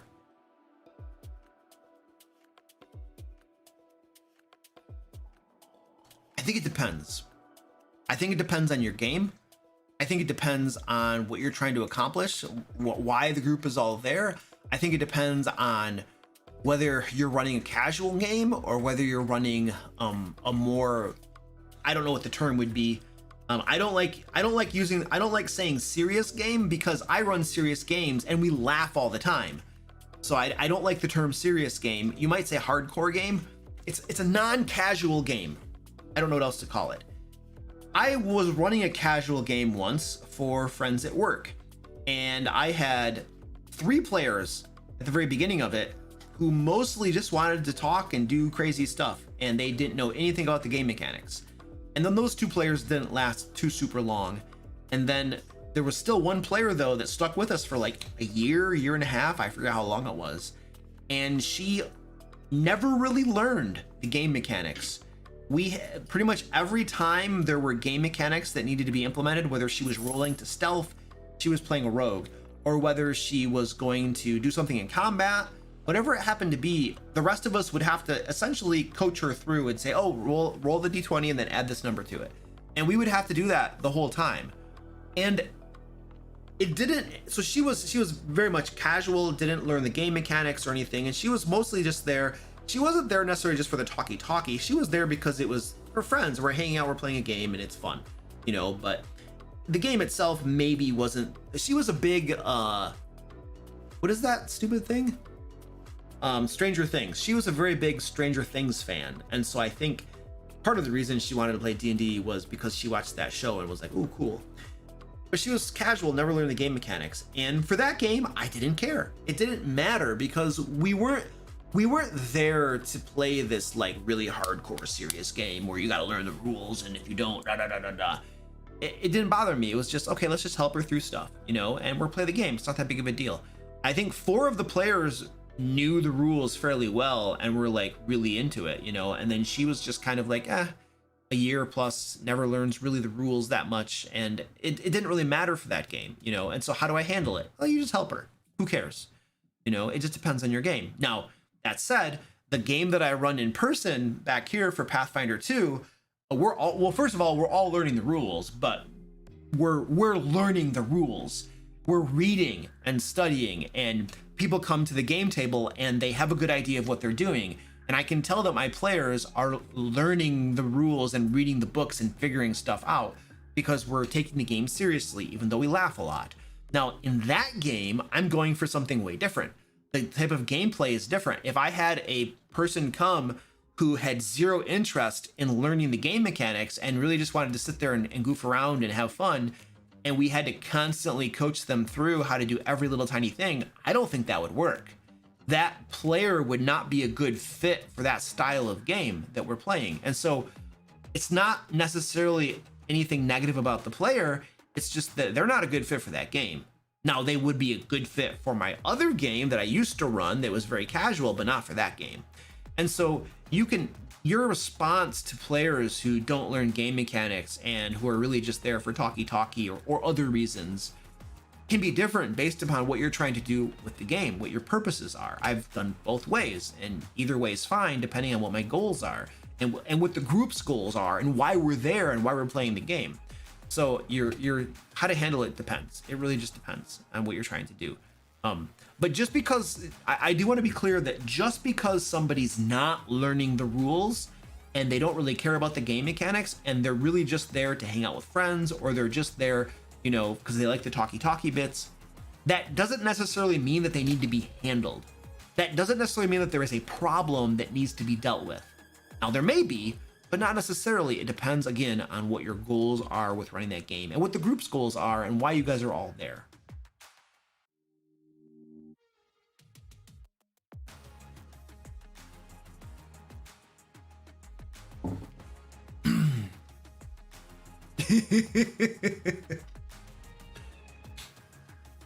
Wow. All right.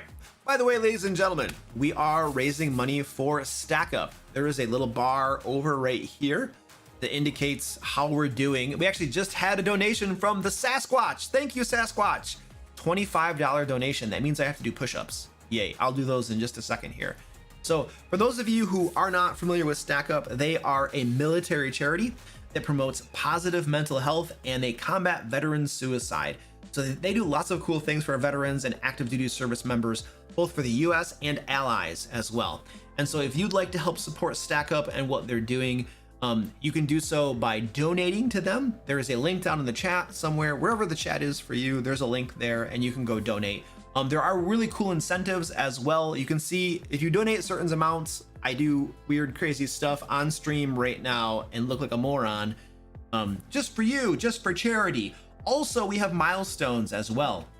If we get to certain milestones with the total amount that we raised, people that donate $25 and above will get lots of cool perks, lots of free stuff that you can use in your games. maps and adventures. You can get copies of Lair magazine. You can get our last Kickstarter, Lairs and Legends and Loot and Lore. And if we get to our ultimate goal of $10,000, I will run a D&D game, and the top 5 donors will play in my game as well. So there you go. If you'd like to support Stack Up, you can do so, and it's very cool. We're going to be doing, by the way, May is Military Appreciation Month, which is why we're starting this whole thing in May as well. But every single year we do a Stack Up drive. Last year we did it. We raised like a little bit over $6,000 last year. And so this year we're going to try to hit 10,000. So, all right, the Sasquatch. Did anybody else? I want to see if anybody else donated here. If I owe anything else. Nope, just the push-ups. All right, cool. I'm going to do some push-ups right now for the Sasquatch. Here we go. Oh, Hannah. Hannah tipped $50. Thank you, Hannah. I appreciate that.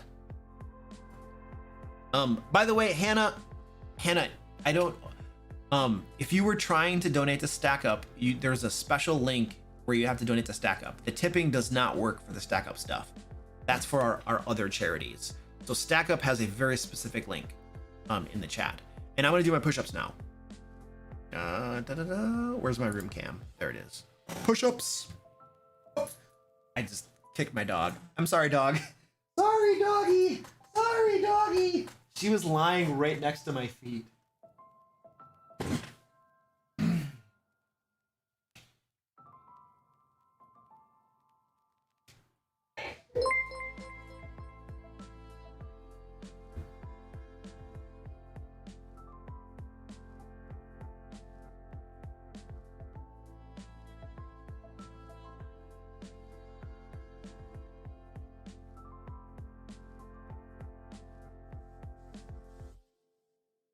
There we go. I'm up to 40 push-ups now on the stream. Lord God, thank you for the super chat, dude. It says Coke or Pepsi? Pepsi. Pepsi, baby. Pepsi. I love Pepsi. But Diet Pepsi. I do not like normal Pepsi or normal Coke because I can feel the sugar in my mouth. It's disgusting to me. I can literally feel it. It's a revolting taste to me. So Diet Pepsi. But I don't drink colas very often. Like almost never. I drink pop on game days, like when I'm running D&D. That's like pretty much the only time I drink Pepsi. Or Mountain Dew, also I like. And it's always Diet. But I don't drink it a whole lot because it's not good for you. Whether it's sugar or whether it's Diet, it has garbage in it. Either you're getting like a diabetes shot, or with sugar, or the Diet stuff uses like artificial sweeteners in it, which is crap for your body too. So I don't drink that stuff very much at all. Mostly throughout the day, what I'm drinking I have decaf coffee in the morning, and then I have tea. I drink tea all throughout the day, and then I also have water that I drink as well. I'm actually a little thirsty, so I should probably take some of that. Oh, what's the meaning of the necklace? I noticed you've been wearing it for ages now. Okay, so I actually have like 12 of these. I have 12 of these necklaces. These are Viking runes. Let me see if I can find them for you. It's like Celtic Viking runes. Viking rune meaning. Usually, let me see if I can find an image for you. And I'll just show you an image. I think I found it. Is that the right one?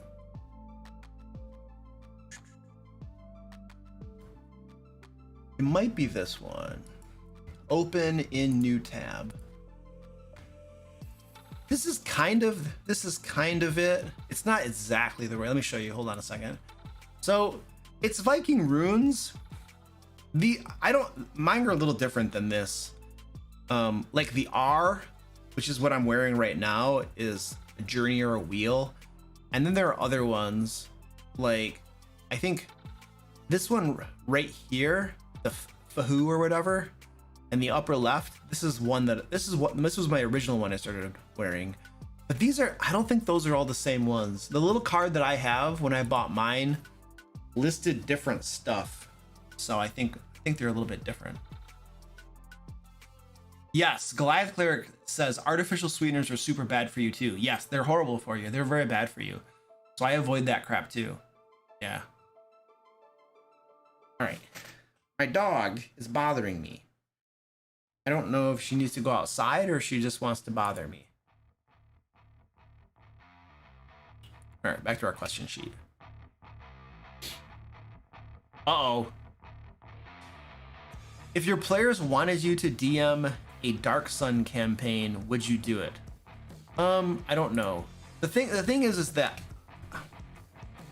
I like to decide the campaign setting where I'm going to run my game.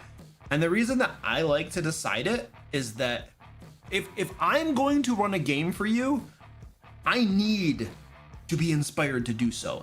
I have to be excited about the campaign setting, the world it takes place in.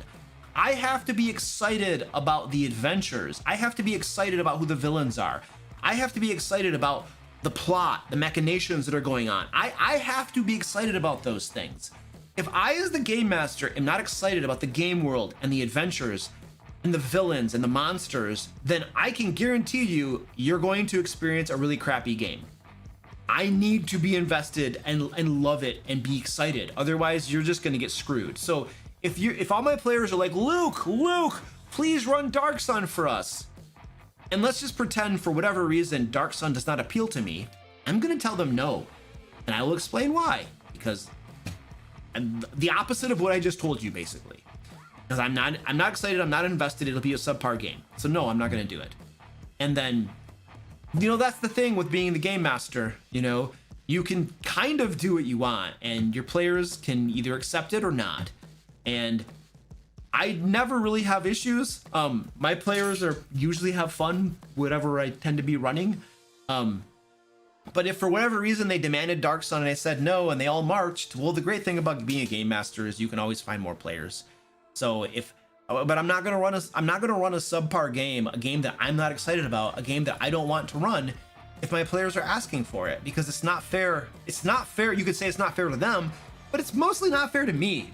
It's not fair to me to have to suffer through a campaign setting that I don't want to play. And so if they all want something, but I don't want it, then I'm gonna say no, and we'll go from there. And if it's one of those things, you either run it or we leave,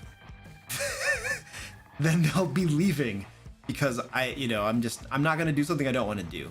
But if they all wanted to run Dark Sun and I wanted to run Dark Sun, then sure, we could run Dark Sun. I wouldn't have any issues doing that.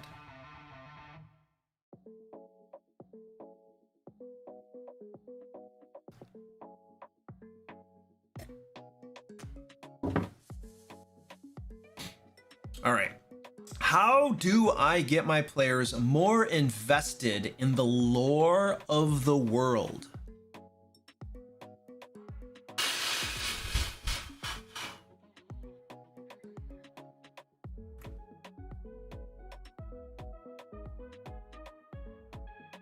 You have to make your lore interesting, first of all. If your lore is boring, then they're never going to be invested in it. They're going to ignore it and they're going to run. I think you should acknowledge that it's okay, though, for players not to care about the lore of your world. Players are motivated by different things and they want to play the game for different reasons. They may or may not care about your world. They may or may not care about your lore. And if they don't take it personally. And if they don't, it's okay that they don't. Many times game masters get excited about our worlds, and that's one of the things that motivates us to run the game, is because it means creating a world and different parts of the world, and that excites us, and that's great. But that's a game master motivation. Just because it's a game master motivation doesn't mean that it has to be a player motivation, and that if it isn't, there's something wrong. Not at all. Some players are motivated by tactical combat. They just want to fight stuff.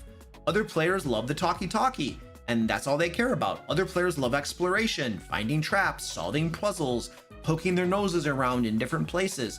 Everybody from player to game master has different motivations, different reasons that we play the game. My motivation to play the game, creating lore in the world, doesn't have to be your motivation to play the game. And so if you have players that just don't care about the lore of your world, that's not a knock against the lore of your world. It's not a knock against you. It doesn't mean that there's anything wrong. They might just have different preferences, and that's okay. All of that said, if you would like them or give them the opportunity to care about your lore, then you need to have interesting lore and you need to present it in interesting ways. One of the best ways that I know of to introduce players and their characters to the lore of a world is through points of interest. And a point of interest is basically it's a location or maybe an event, possibly some people, that as the characters are traveling through the game world, they come across. It could be a mysterious tower that is there, and they go in and they discover that that tower disappears every morning at dawn and teleports to a different place in the game world. Or it could be some caves where there's always some soft music playing. And they run across these caves and they're like, what is up with these caves? Why are these caves here?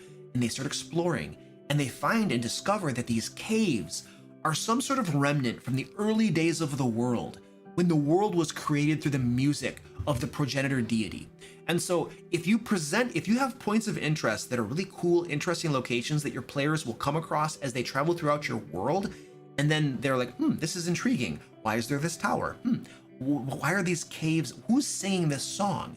And then they poke around and they investigate and they discover some lore about your world. But remember, little tiny snippets, little tidbits here and there as they come across points of interest in your game world. You don't want to do a big information dump. You don't necessarily want to just have a book handout where it's like, here's 5 pages, read the lore about this world. You know, that is probably not the way to present lore. You want to present lore in a dynamic way where the characters are involved in it. They're exploring, they're discovering. It's something that they're doing, as opposed to just kind of like, oh, I got a handout. Let me read the handout about the lore of the world. Wonderful. Thank you, Game Master. So that is a way to present lore. And I feel like half, if not most of the battle for getting players to care about the lore is to present the lore in an interesting way that makes it sound cool and interesting. And so if you want to try to do that, that's the way to go about doing that. Now, we do have, I forget when our point of interest video is. Did we already put out the point of interest video? I have an entire video coming up sometime soon, if it didn't already come out, about points of interest. I'm gonna pull up my spreadsheet and tell you when that video is coming out, because we're doing an entire video talking about points of interest. And let me just find out when that's supposed to come out. Okay, here we go. Oh, it's gonna be a while. Tuesday, June 13th. Tuesday, June 13th is when our point of interest video is going to come out. And we're also going to have a point of interest rule system that we're publishing as well. It kind of accompanies the video. And so DM Lair patrons will get our point of interest system when it comes out, and that'll be in the month of June. But I'll also have a video that explains exactly how to do stuff as well. So you don't have to become a patron and buy it if you don't want to. You can just watch the video as well, and that'll come out June 13th. I think that's what I said. So there you go. But anyway, if you want to learn more about points of interest, you just got to wait a little bit. I mean, I told you the basic idea right now, but there'll be more information in that video.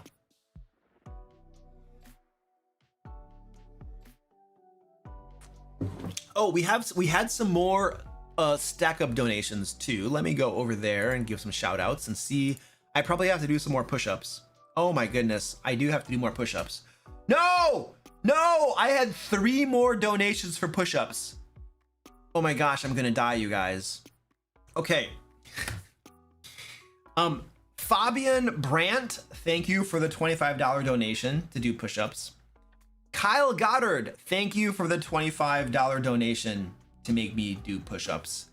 Eric Bickford, thank you, good sir, for the $25 donation to make me do push-ups. Holy crap. All right, well, I mean, we're raising money for charity, so that's good. Thank you. By the way, if you would like to donate to Stack Up and make me do more push-ups, you can do so at the link down in the chat, wherever the chat happens to be. If you don't know, Stack Up is a military charity They promote positive mental health and they combat veteran suicide, and they do it through gaming and geek culture. In the month of May and maybe a little bit afterwards, it just depends on how long it takes us to get to our goal. Our goal is $10,000 for Stack Up. And if we get to our $10,000 goal, I mean, we have different milestones along the way, and every single milestone that we hit, everyone who donates $25 and above is going to get more cool stuff they can use in their games. Maps and adventures and really awesome, sweet stuff.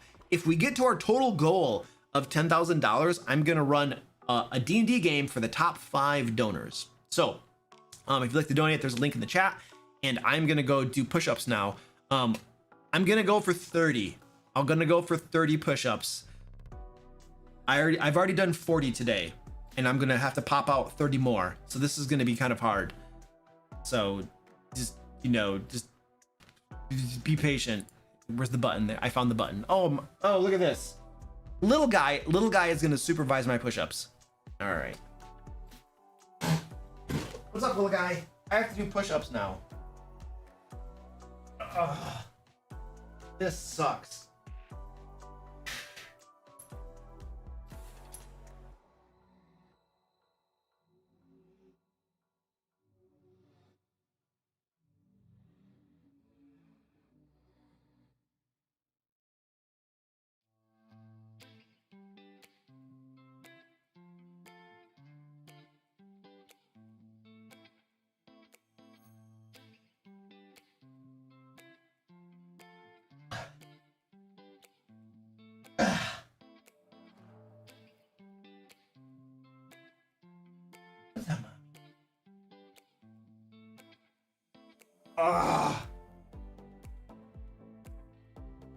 All right, my arms are tired. I scared away little guy. Oh, baby. That sucks. Accidentally becomes world's strongest nerd. Yeah, I don't think that's gonna happen. I'm just gonna get tired. All right.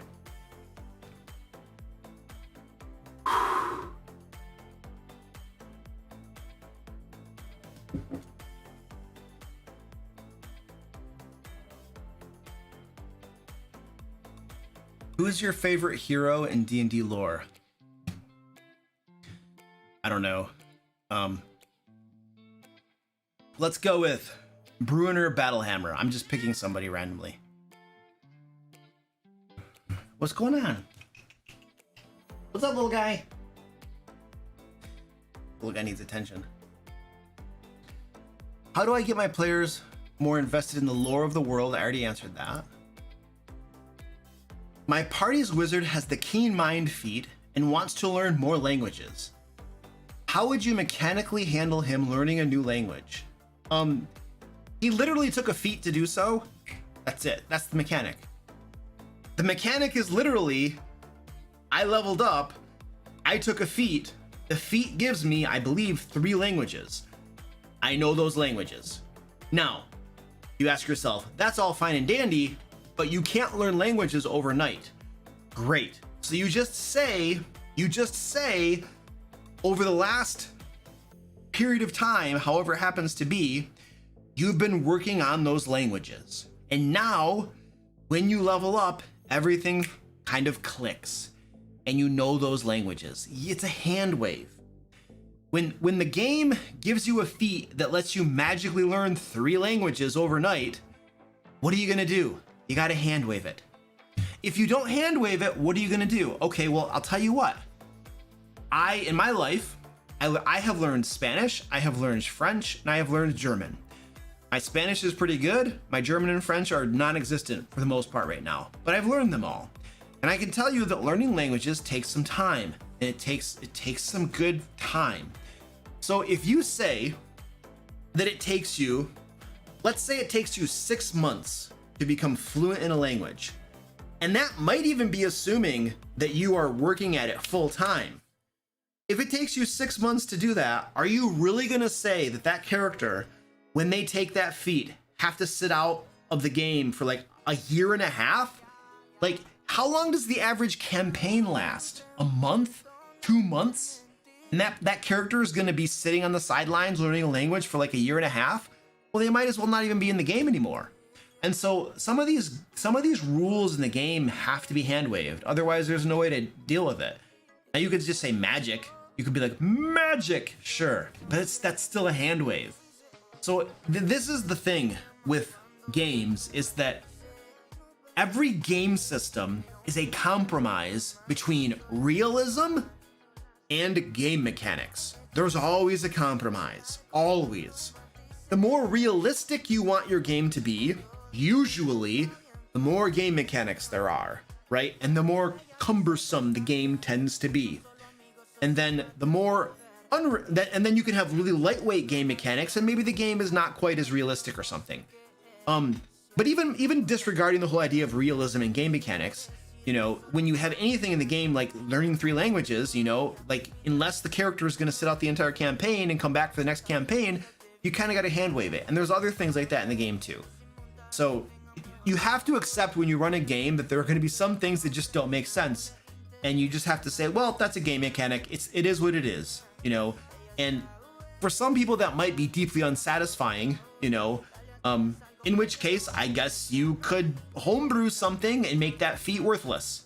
Because if you make learning languages take a realistic amount of time, that feat becomes worthless. You have nerfed it into the ground, and players will never pick that feat. And so there's a trade-off, right, that has to happen.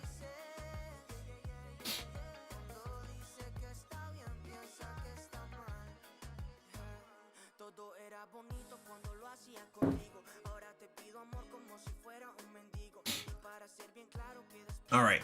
When DMing for a group of 4 newbies, where do you draw the line for guiding them? Leslie, that's a gut check. That's really just personal preference gut check.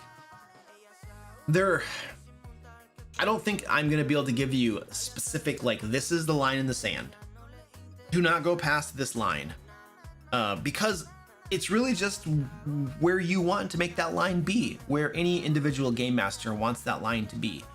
And it might depend on the group as well. If I'm running a game for 10-year-olds and they're all new, how much I guide them is gonna be way different than how much I guide a group of adults who are running the game for the first time. For the 10-year-olds, I might guide them and coach them a whole lot more because reasons, let's just say. Whereas the adults, I'm gonna give them less guidance and I'm gonna let them figure it out for their own darn selves. And that's just partly personal preference, partly how I do it, but partly based upon who my players are as well.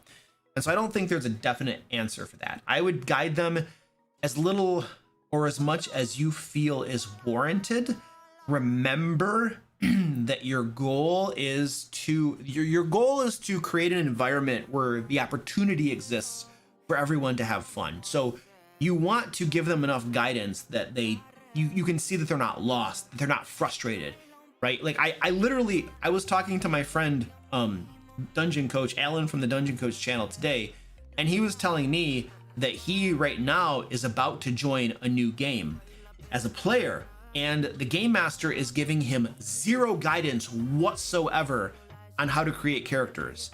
And it's a brand new game system that he's never played before, and the game master is not giving him any guidance, any help. And I'll tell you what, he is frustrated. He is frustrated. He sent me a message and he's just like, you know. So he's an adult, obviously. He's not getting enough guidance, and he's very frustrated. And I could tell that, man, he's probably going to stick with it for a little bit. But, you know, if it weren't for the nature of this game and the reasons that he's going to be involved in this game, he'd probably just be like, you know what, I'm done. I'm going to walk. So you do want to give your new players guidance. You don't want them to give up and turn away. But there's also a point at which they need to learn themselves too. So too much guidance and too much hand holding is not doing them any favors.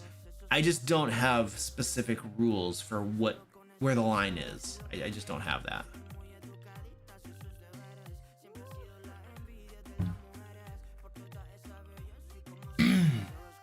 All right, how about we do a cat trip? We have not done a cat trip for quite some time. How's that sound? You guys know what a cat... Who remembers what a cat trip is?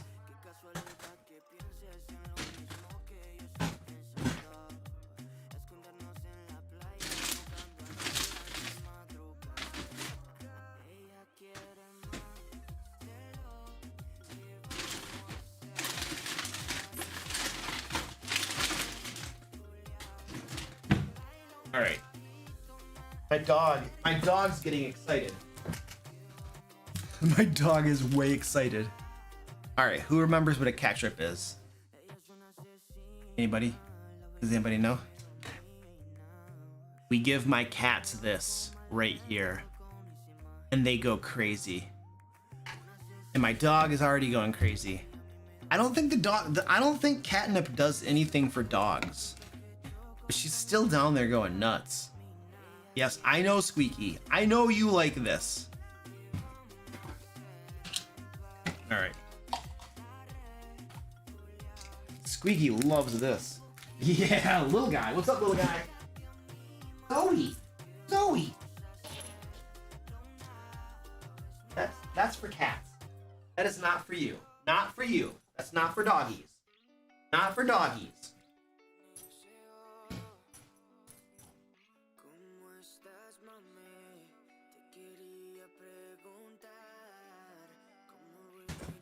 I just shortened her leash up so she can't get over there. All right, here's another one. Here's another one for you. Squeaky is gonna be happy today. All right, I'm gonna go bio. I'll be right back. You just watch Squeaky. He's having fun.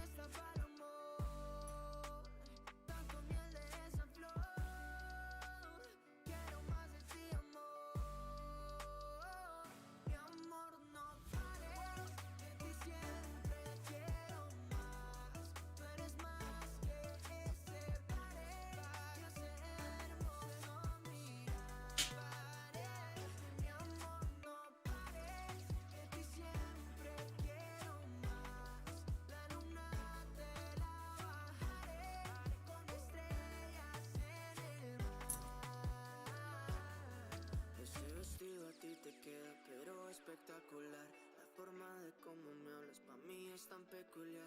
Para ser niños contigo, sí me gustaría entrenar, porque haciéndolo contigo me siento fenomenal. Que eso fluya, que te enamore, la culpa es tuya.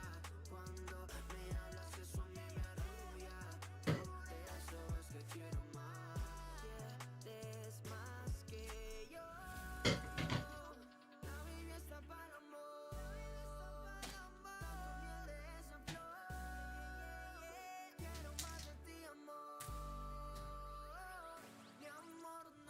Man, thing's all wet. He's been slobbering all over that thing.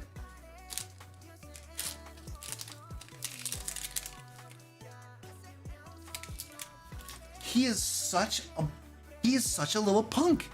He will not let little guy play at all.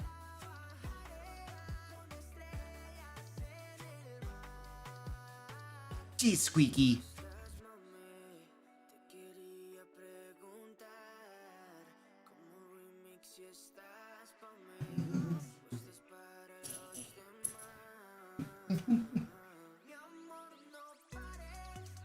All right.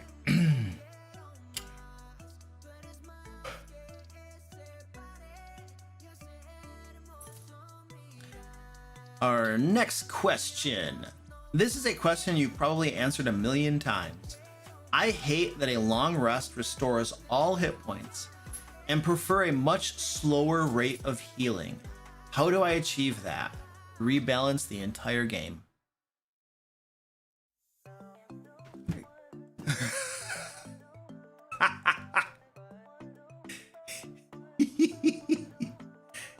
freak out right there. He runs the little guy off. Jeez.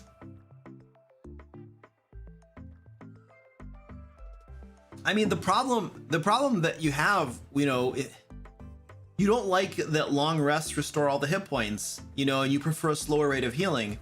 The issue is that the game is balanced around that idea, right? The game designers created, if we're talking about D&D 5th edition, the game designers created that game around the idea of short rests and long rests.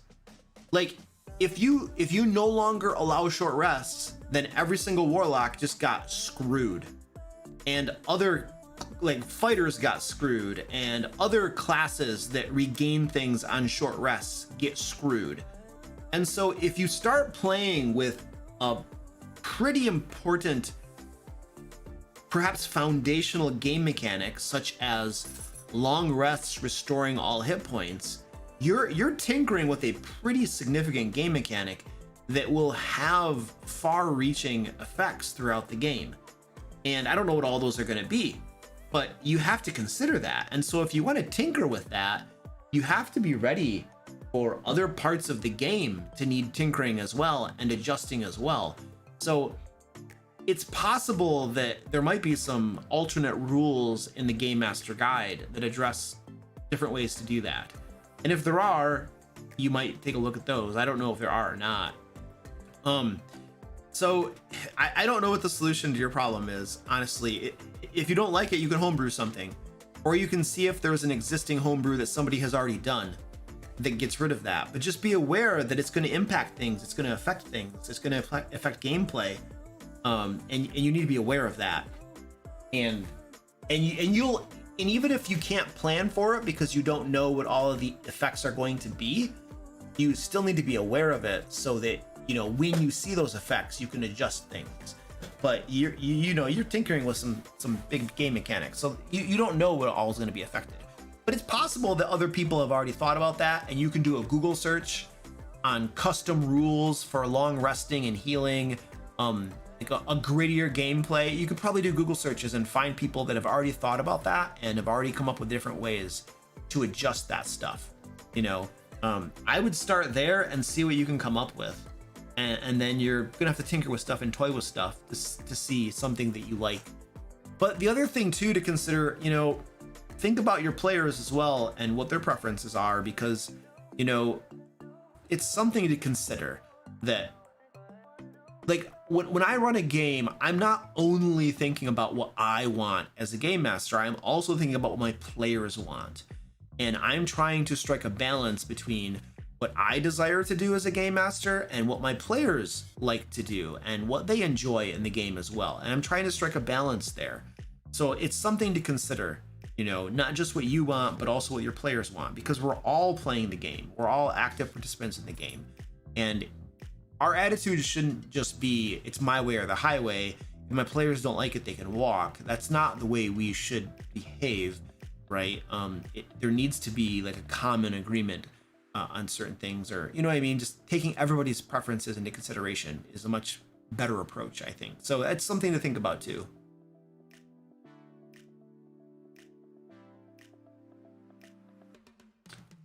The cats are taking over. They're all taking over. Oh, there's Mommy. Look at her belly. Look at her belly. Mommy has the most adorable belly, and it's so fluffy. Like, her belly is so soft and it just gets squeaky. He's like, take this penguin in the face. In the face. Boom. Oh, she was so adorable though. Her belly is so soft. Oh, it's so fluffy soft. Oh, there she's gonna keep rolling. She's like, I like catnip. I like catnip. Squeaky is a hog. He's a toy hog. Look at him. He's just hogging all the toys for himself.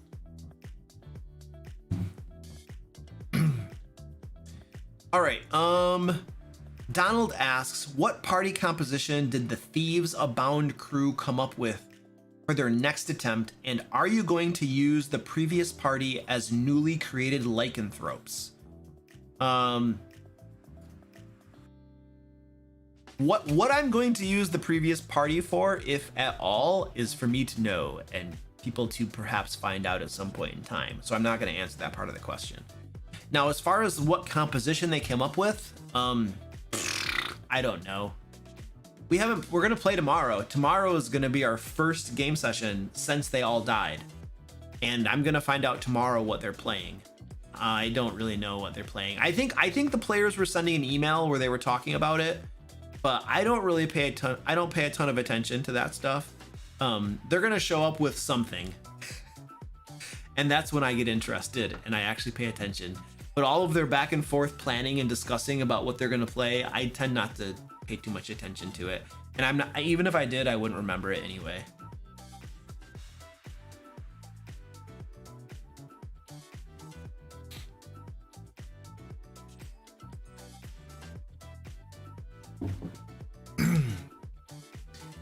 My campaign just entered a MacGuffin-driven travel arc, and I plan for the merchant caravan that they meet to be secret spies for the enemy.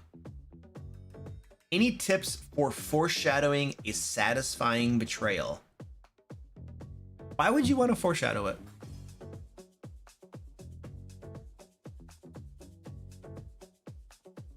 I don't know that I would foreshadow it. And what makes a betrayal satisfying? And for whom?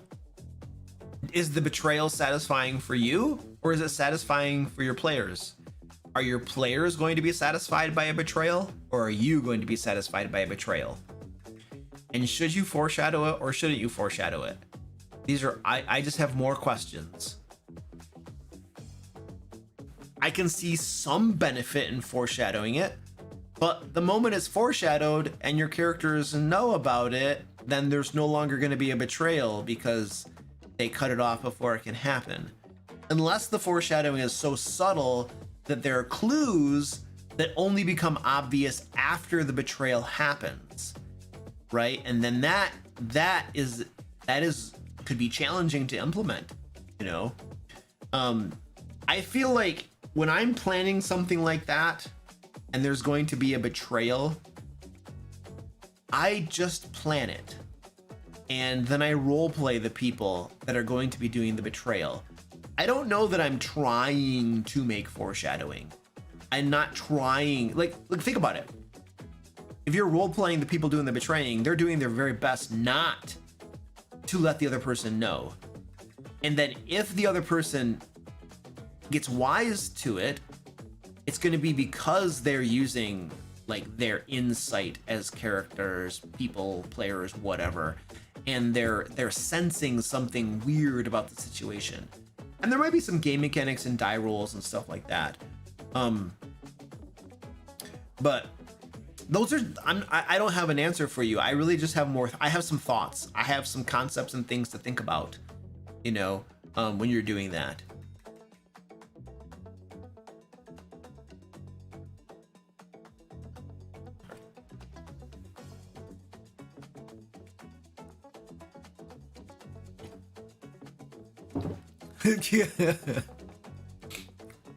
All right, Squeaky, you're off camera now. You're gonna go to the small cam. How do I run an impressive game where the players are huge fans of the setting, but I'm new to the world? Do the best you can, buddy. Do the best you can. Step number one is going to be to learn about that world. Learn about the world so that you can accurately portray the world in the game that you're running. That's the first thing. And then you want to probably think about what are the cool elements about this world, and can I figure out from my players what they like about the world? Why do they like the world? You can ask them. You can literally ask them. And then you ask yourself, okay, cool. So I'm learning about the world and my players really like these parts of the world. Cool. How can I showcase those parts of the world and bring them to the forefront so that my players can experience the cool stuff that they like about the world? That's one thing to do. That's one approach for it. But at the end of the day, you know, you're going to be doing the best you can in that world and running the game. And the problem with players being huge fans of a game world that you're new to and you're just learning is that there exists the possibility, the distinct possibility that they're going to be disappointed. They're fans of the world potentially because they have been playing it forever. They might have read lots of books about it, right? And then if your portrayal of the world doesn't meet their expectations, there could be disappointment. So there is the opportunity, there is the potential for that to happen, right? That needs to be acknowledged. And I think that's probably, it is acknowledged. That's probably why you're asking the question that you're asking, you know? So, but just be aware of that and do the best that you can. And there's nothing wrong with telling your players at the get-go, hey guys, you all love this world. Remember, I'm new at it. I'm doing the best I can, so please give me grace. There's nothing wrong with telling your players that, right? And then just do the best you can and don't sweat it. You're there to have fun.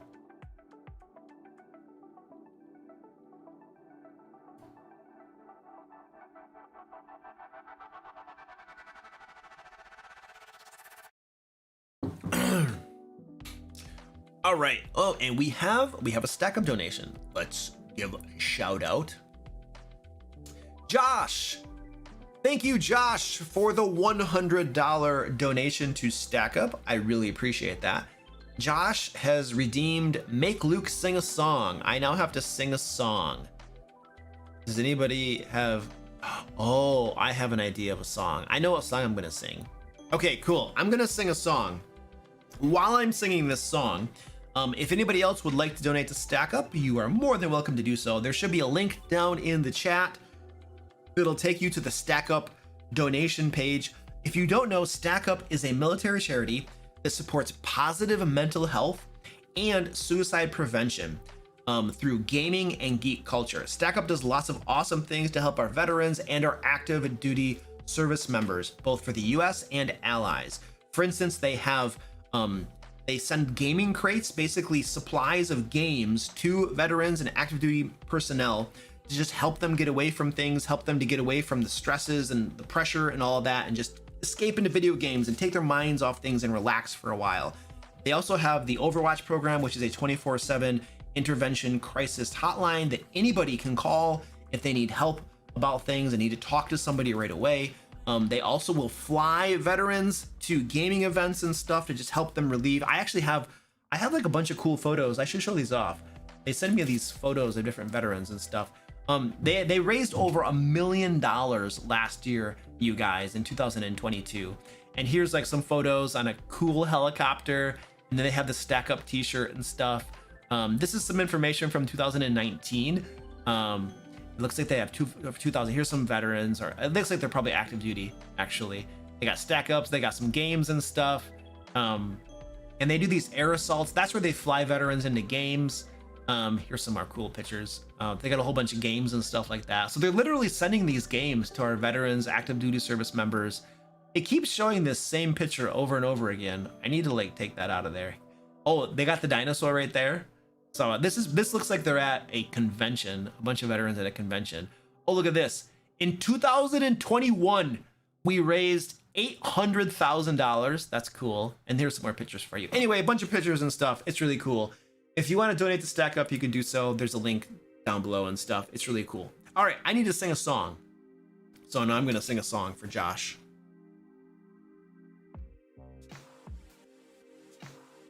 All right, here we go.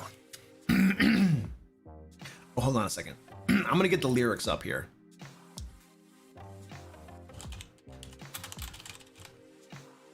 I'm going to make sure I have the lyrics. Okay, here we go. All right, I have the lyrics. She'll be coming around the mountain when she comes, hee-haw! She'll be coming around the mountain when she comes, hee-haw! She'll be coming around the mountain, she'll be coming around the mountain, she'll be coming around the mountain when she comes, hee-haw! She'll be riding 6 white horses when she comes, whoa, back! She'll be riding 6 white horses when she comes, whoa, back! She'll be riding 6 white horses, she'll be riding 6 white horses, she'll be riding 6 white horses when she comes, whoa, back, yee-haw! And I'm gonna stop there. That, you know what that feels like? That feels like the song about the bottles of beer on the wall, you know, where you're like There's 100, what is it? There's 100 bottles of beer on the wall. Take one down, pass it around. You know, it sounds like it has that same melody or something, but I'm a bad singer. So maybe that's just me. Anyway, there's your song, Josh. I hope you enjoyed that song. I'm a very good singer.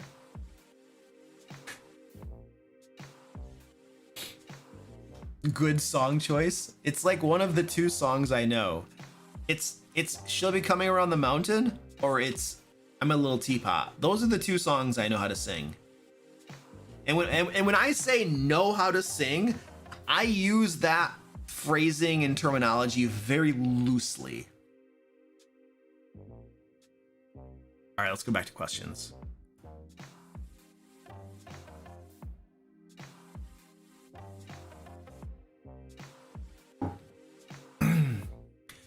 I have never played 5th edition or read any of the books.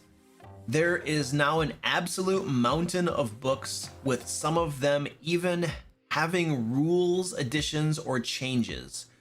How does a new to 5e dungeon master get started? Gosh, you know, I almost want to tell you not to start playing the game. Because for you to start playing the game, you got to kind of buy the books and stuff. And I'm like actively encouraging people not to give Wizards of the Coast their money right now, because they keep doing sleazy bullcrap.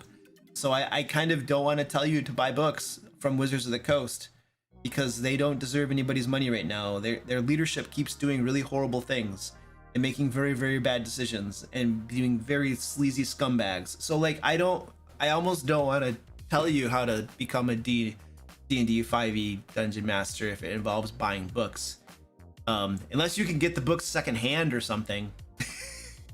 I don't know. I almost want to tell you to try Castles and Crusades or a different game, maybe Dungeon Crawl Classics or something, you know. Yeah, the way to start any game system is to just pick up the books and start reading, and to watch actual plays as well. Or you can watch groups that play online, and that'll help you learn the game system as well. YouTube videos, there are people that explain the game system and how to play it and stuff. Like, for instance, for Pathfinder 2nd edition, there are entire YouTube channels that are dedicated to explaining the rules, basically, and how the rules work. So those are different resources that are out there. You basically leverage the available resources while you're reading the game system rules. That is the way to start learning the game. And you also can just start playing. Get a group of players together and just start playing. You're going to learn the game system far faster by doing it and playing it than you ever will by reading the books or listening to videos and stuff online. Like, my understanding of Pathfinder 2 has been increasing exponentially as I have been a player, as I've been designing my own adventures for Pathfinder 2, and as I've been being a game master for Pathfinder 2. I spent probably, like, I don't know how many months just reading this book, just reading books, reading. All of those months of reading didn't help me understand the game as much as one game session, and then designing my own adventure, and then running a game session as a dungeon master. Like, actually getting into the thick of things helped me to understand the game and learn stuff way better than just reading the rules. So I would, no matter what game system you're going to, I would definitely recommend that you get into it and start playing the game as quickly as possible, because that's going to help you learn the fastest.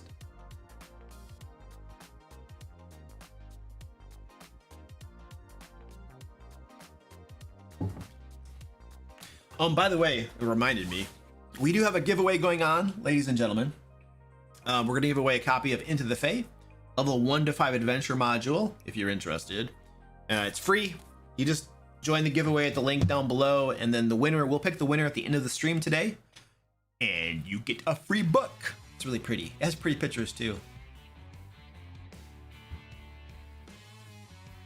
What is the learning curve to Pathfinder 2nd edition? It depends on where you're coming from. If you're coming from D&D 5th edition, the learning curve isn't that bad. There are some differences, but there's a lot of stuff that's the same.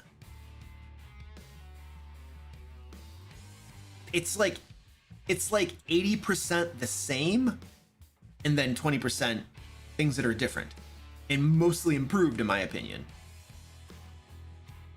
Character creation is probably more complex because there are way more options for creating characters. That's a good thing for people who like variety in their characters. 5th edition character creation is pretty streamlined and easy, and you don't have very many choices to make for the most part. So Pathfinder, I think, gives more variety to players in creating their characters, and so that's potentially more complex. It's still not that bad. And the great thing about Pathfinder 2 is that because it's so well balanced, you're going to be hard pressed to make bad choices that totally screw your character over. There's good choices, and then there's maybe not so good choices, but they tend to be balanced fairly well from what I've seen. Whereas in 5th edition, if you make the wrong choice when you're building your character, you could totally suck. You could probably do the same thing in Pathfinder, but it's more challenging to do so. Whereas in 5th edition, if you just pick the Ranger, you're out of the gate, you could be in trouble. Whereas if you just go with something like a Paladin, you're golden, baby. No matter what, if you are a Paladin, no matter what you do from there on out in 5th edition, you are at the top of the power curve. Period. End of story. So, yeah. I don't think the learning curve of Pathfinder 2 is that bad if you're coming from 5th edition. If you're coming from a totally unrelated game, you know, and you've never played anything like D&D or Pathfinder before, well, then the learning curve is going to be steep because it's a completely new game. And it's kind of crunchy too. The rule book is not small, right? And so it's going to take some time. So it really just depends on where you're coming from. Penguin Butt, hello! How are you doing?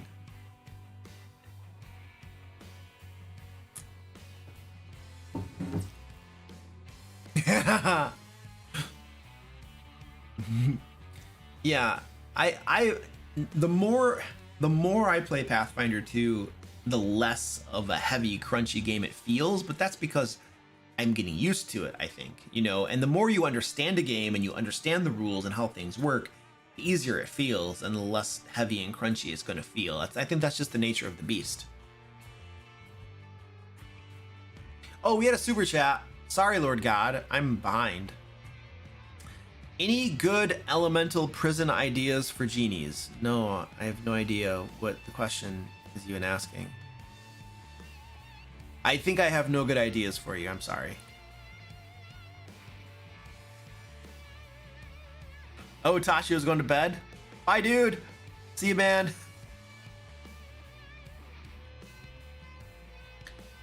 Occasionally, my players will decide an encounter is likely a boss fight and plan tactics for days ahead of game night. What should I do if it was a mundane encounter all along? Rewrite it? Nope. Do nothing. Do nothing. That is such a cool situation. Your players think it's a boss fight. They're planning. And then when they actually fight it, it's just like a little mook fight. And they're just like, wait, but. Come on, you guys. You know? I wouldn't rewrite it. I would just let that play out. It's hilarious. It's hilarious. I had this happen at a convention once. My players were convinced that behind this door was some crazy monster. And they sat there for 15 minutes discussing what to do and what everybody was going to do when that door opened and how they were going to react. They had a plan. A plan. And then they opened the door. And there was a hallway. A simple hallway. There was no monster. There was no boss. It was just a hallway. Simple hallway. And I'll tell you what. There was laughing and there was like, oh my god, there was groaning and stuff.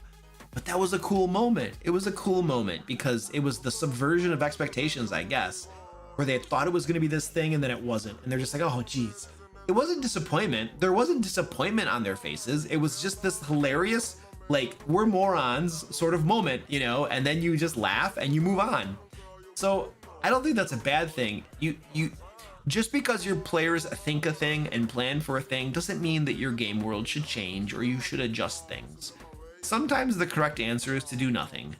And the players just misread a situation and they planned something wrong, and that's life and that's what happens. That's the way it works in real life sometimes. So you don't have to change things. If you want to, you could, but why? You know, just let them guess and try to figure things out, you know? And then when they're wrong, they're wrong. That's the consequence of things, you know?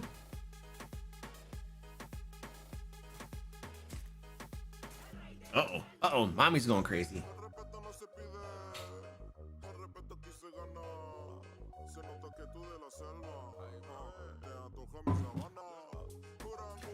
Have you had to deal with problem players recently? What issues did they cause and how did it go? I don't think I've had to deal with problem players recently. Not in my own games. I was a player in a game. This was maybe about a month or 2 months ago, 3 months ago or something. I was a player in a game and the game was absolute chaos. It was chaos. The players were all talking over each other and going on and this, that, and the other. And it was, I don't know how else to explain it. The game was chaos. It was complete chaos. I got done with that game session and I would talk to my wife and I was like, that game is messed up. It's complete chaos. Like, that's not even a game. It's just like, it's insanity, you know? Like, it's enough to give you a mind-splitting headache. There was no control. Game master wasn't, like, I'm just like, wow, that game was complete chaos. And so I was just a player, right? And so I just gave some feedback to everybody and was like, hey guys, I don't know exactly what I said. I said it diplomatically, but basically I was like, yo, that session was really chaotic. You know, people are talking over each other and some of us weren't even able to participate because it was just absolute chaos, you know? And if we could try to have this be less chaotic, that would be great, you know? And I remember there was one person who was like, hey, that's just how games are. And I'm like, no, that's not just how games are. I have been running games for a long time and my games are not like that. We do not have chaos at the table where players are talking over each other constantly and other players can't participate and there's just lack of order and that's not how I've ever been in any games anywhere. And so to have a player say that that's just how games are, you'll get used to it, I was like, no, that's not if that's all you've ever experienced, I feel bad for you because the games can be so much better than that when there's actual control and people. Yeah, so no, I reject that. But anyway, that's what I did. I don't know what the result was, to be really honest with you. But anyway, Luke complaining about chaos. That must have been chaos. What, me complaining about chaos? I'm not sure I understand, but okay.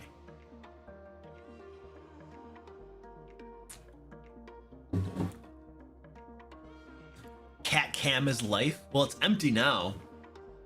Cats are... I have one cat underneath my feet, and there's another cat over there. Nobody's on camera. They're all camera shy.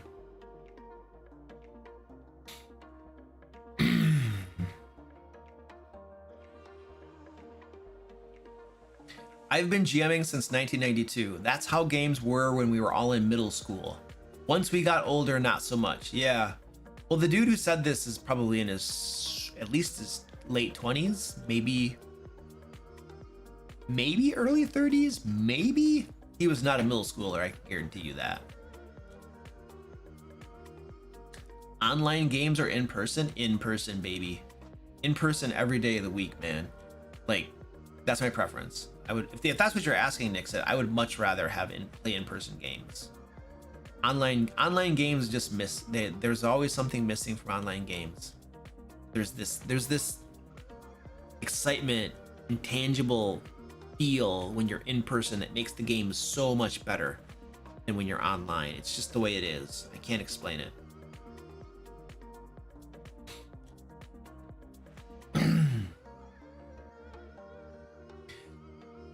Penguin says, Luke, you can be a chaos player. So if you're complaining about chaos, it must have been bad. No, so when I say it was chaos, I am a chaotic player in the sense that I am doing things in the game that create chaos. But I'm not chaotic in my approach to it. I'm orderly in my approach to it. You know, like I don't sit there. When I say that there was chaos at the game table, I'm saying that it was like a cacophony of people talking, like people talking over each other, and you can't even understand what people are saying. And 5 players would declare actions, and the game master was trying to adjudicate one action, and other players are saying, "Oh, I do this. Oh, I do this. Oh, I do this. I'm opening that door." And the game master is still trying to explain what happened when this person did that thing. And 3 more players are like, whoa, I'm gonna do this. Ah! That's what I mean by chaos. I'm not talking about a character being chaotic and doing things in the game that create chaos. I'm talking about the game table, the players. It was complete disorder and chaos. And it was nobody knew what was going on. And the game master could barely run the game because the players were just going nuts.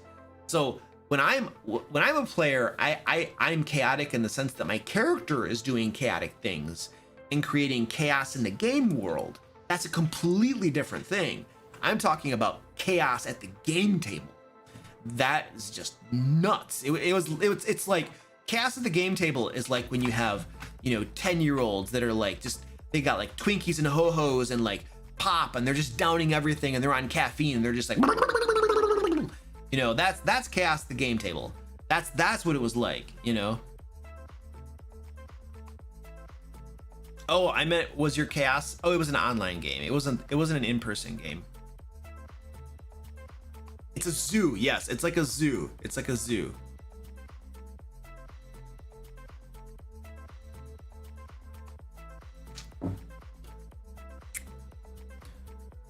That sounds much worse than I thought it was. It was enough. That one game session was enough chaos that I was like, I don't even know if I want to go back to this game. Because I couldn't play,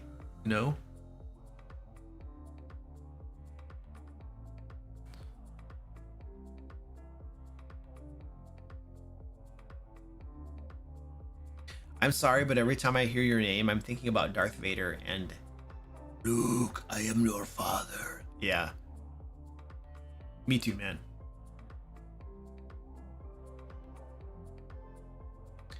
Even kids can be controlled enough to have a productive in-person table session. Yeah, I mean, I run games for like kids. Like I started running my youngling group. I think they were around 12 or 13 years old when I started running for them, and now they're in high school. And the players have changed over the years, and now I have an entirely different group of players. But they're teenagers. I think they're juniors mostly in high school. So they're still young and have like tons of energy, and there's chaos in their souls, but we play an orderly game for the most part. And it works pretty well.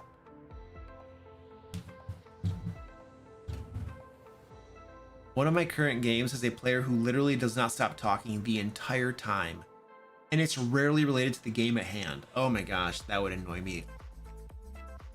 That would annoy me to no end. I would lose it.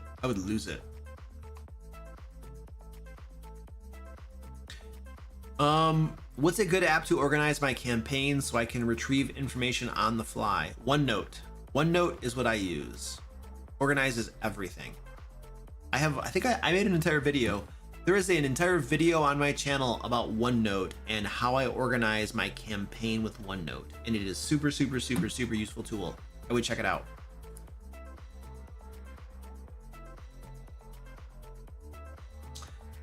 I've been DMing a homebrew campaign for 6 months.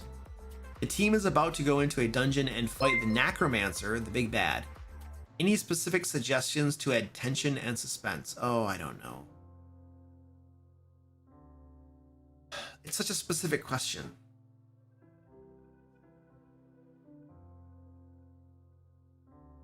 I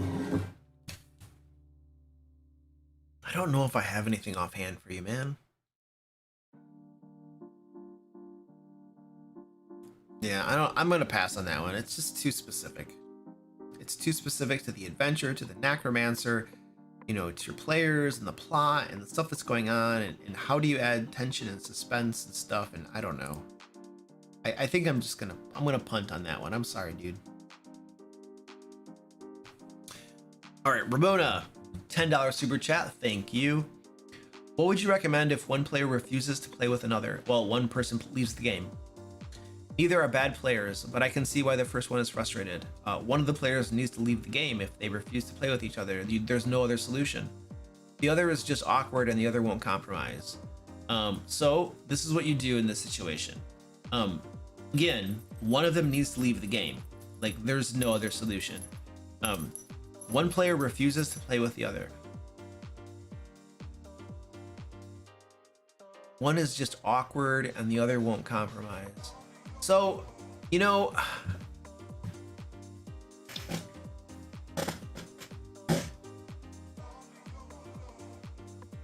the question then is who leaves the game, right?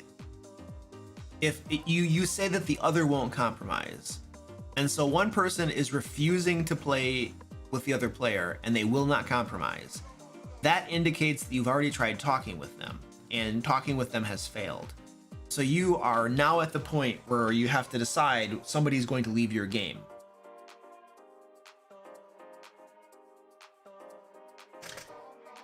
My gut impulse is probably going to be the person who refuses to play with the other character. That's the person who leaves. And I'm going to tell you why. First of all, you're saying that the other player is awkward, and I get that. I have had awkward players in my games before. People who are socially awkward, perhaps they're awkward around other people or in groups or something, and I understand that completely. And if there's a player who doesn't want to play with that person just because they're socially awkward or something, or they think that they're weird or strange, or they have some like character traits or mannerisms that they think are annoying or they just don't like or something, I don't have any room in my heart to sympathize with that person who is not willing to accept the other person in their awkwardness and stuff at the game table. Like, there's one person that's basically essentially passing judgment on another and saying that there's something wrong with them because they're awkward, and because of that they don't want to play in the game with them. And that person is that's just not cool. They're the ones that have the problem, you know, and they're unwilling to play in a game with somebody who is different than they are, or is a little awkward or something that maybe rubs them the wrong way for some reason. And it's not, and the other person's not doing anything wrong. It's not like they're being jerks or being mean or anything. They're just a little awkward or something. And the person who's, you know, not willing to compromise and doesn't want to play with them and is being all like that, I think that's the person that has the problem. And if I have to make a call on somebody who's going to leave my game, I'm going to pick the person who has a problem, not the person who's innocent and didn't do anything wrong. I think that's just the way it's going to be. And the other thing to consider too is this going to be the first time you have problems with that player? Like, that player right now doesn't want to play with that other player, and they're being all like not cooperative and stuff. Is this the only time you're going to have that issue, or are you going to have that issue again? Are they going to cause similar problems in the future? Maybe they've caused problems in the past. So that's something to consider as well. It's just more reason to make sure you get rid of the right person, because you might ask the awkward person to leave, you know, and then they're gonna be like, why do I have to leave? And what are you gonna tell them? Well, the other player doesn't like you. Well, wait a second, they don't like me, why? What did I do wrong? Yeah, I didn't do anything wrong. Imagine that conversation, man. I'm not going to have that conversation with a player who did nothing wrong. It's ridiculous. The other player, the one that refuses to play with them, they're in the wrong. They can walk. They can leave the game and find another one, you know? And then you're probably going to find that your game is better off because of it.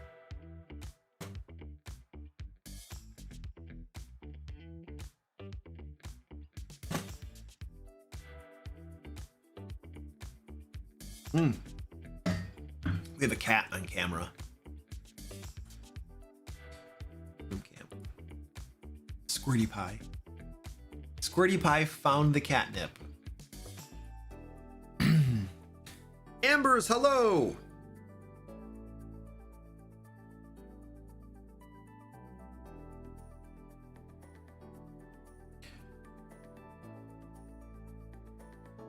Oh, Fred brings up a really good point right there. He said, indicating to a player that you will boot someone because they complain will leave you with an obnoxious player that always wants things their way. Yeah, that's a really good point. The one player who doesn't want to play with the other player, if you get rid of the other player because the one player doesn't want to play with them, then you're teaching them to just complain about stuff because they'll get their way. And that's a really good point. That might come to bite you in the butt multiple times in the future if you go that route.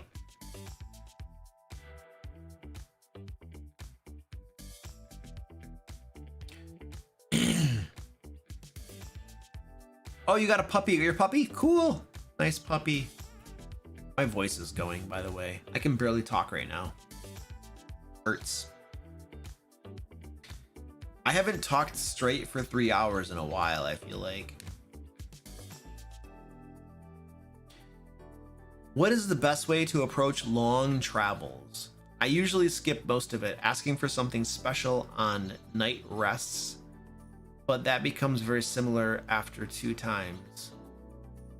I mean, the way to do long travels,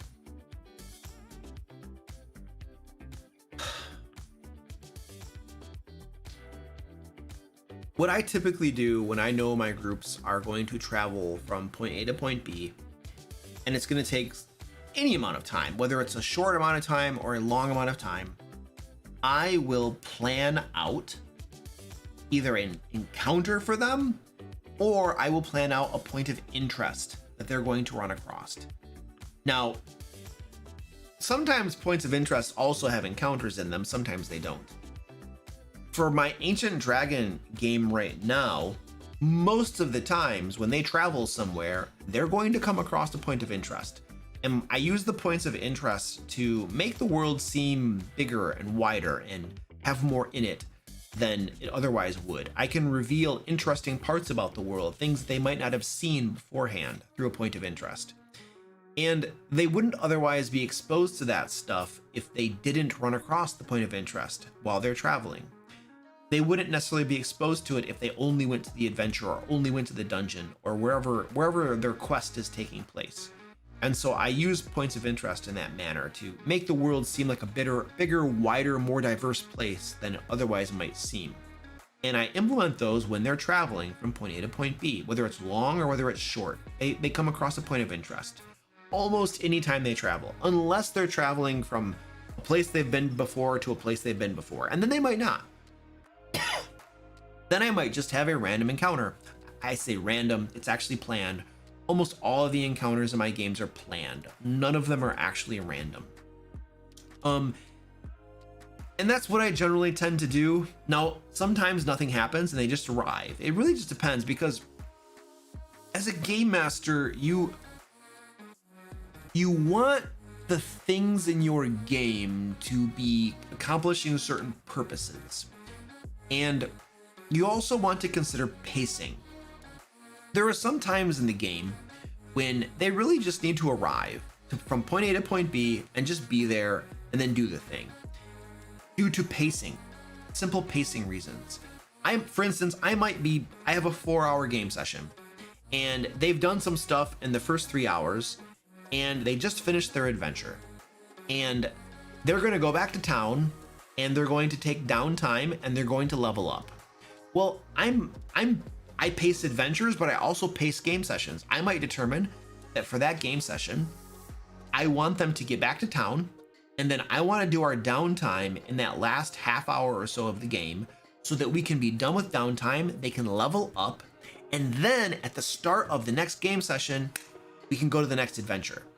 And so if I'm pacing my game session, I might determine that there is no random encounter, there is no planned encounter, there is no point of interest, because the needs of my game session dictate that we get to that town and take our downtime before the session ends. And so I'm planning and I'm pacing out my game session. So you don't necessarily want to decide things randomly, right? You want to run your game in a planned, purposeful way. Now, sometimes you might roll a random encounter to represent the randomness of the world, but you can also just plan it out as well. And it can accomplish the same purpose, because it's all smoke and mirrors. Your players literally have no idea if something was a random encounter or if it was a planned encounter. There's no way for them to know. Zero way at all for them to know. So I prefer to have purposes behind most of the things that happen in my games. And that involves also when they're traveling, I have certain purposes. Do I want to reveal some more of the world through a point of interest? Do I want there to be this encounter with this cool monster I found? Or do I want them to just get there quickly? And so you want to consider what you're trying to accomplish when you're running the game, and not just, it goes to motivations, right? What are your motivations? What are your goals? And so then the actions that you take when you're running the game are trying to achieve those motivations and achieve those goals that you have as a game master, as opposed to just doing a thing because you're supposed to do a thing. Well, every time we travel, we're supposed to have a random encounter, or we're supposed to have a point of interest. No, that's those types of flat guideline rules don't always best serve the purposes of your game, right? And your game session. So you also need to use your brain and think about what's best.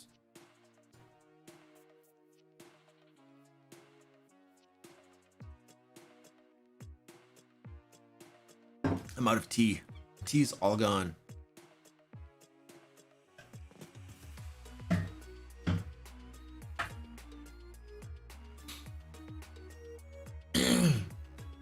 All right.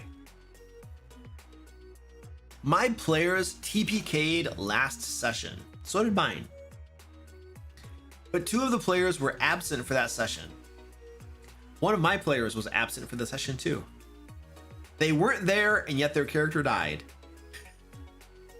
It happens.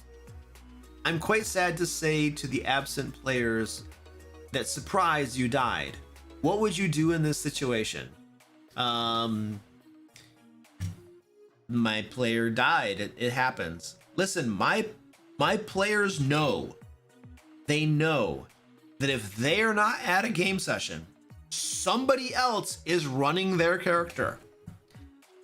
And they know that sometimes people die and sometimes TPKs happen. My players all know this. This has happened before. Now, do we like it when an absent player's character dies? No, we don't. We absolutely do not like that. And we 100% try to avoid that. All of my players are very good about that. Like, for instance, if Kevin is playing Alex's character, Kevin is doing the very best he can not to get Alex's character killed, because we all know that it's bad form if a player's character dies when that player is not at the game session. So we try to avoid that as much as possible, because we know that it kind of feels a little scummy when that happens. So we do want to avoid it. But that said, it does happen, and my players all know this, and we're all mature adults. And so if it happens, it happens, and we're all mostly okay with it. Now, does it mean that we like it? No, probably not, because my character died when I wasn't even there. But that's life. We know that is when we agree to allow somebody else to run our character when we're not there, we are implicitly agreeing to the idea that my character might die. And so if you're not okay with your character dying when you're not there, you should not agree to allowing other people to run your character when you're not there. Because death is always on the table in my game. It's always a possibility. And my players know this. So if your players all agreed to let other people run their characters when they were gone and a TPK happened, then that's life. And you need to just say, hey, we TPK'd, sorry, man. And you move on. Now, if that's a problem for them, right, that might be a discussion. Okay, well, if you're not okay with your character dying, then maybe you shouldn't let people play your character when you're not there. Because giving them plot armor just because they're not there is unsatisfying too, right? So, but I mean, if they agreed to it and it happened, it happened. What are you gonna do?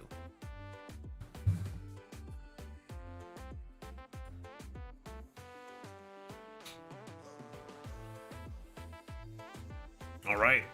I got through all the questions, which means that we are going to, oh geez, oh baby.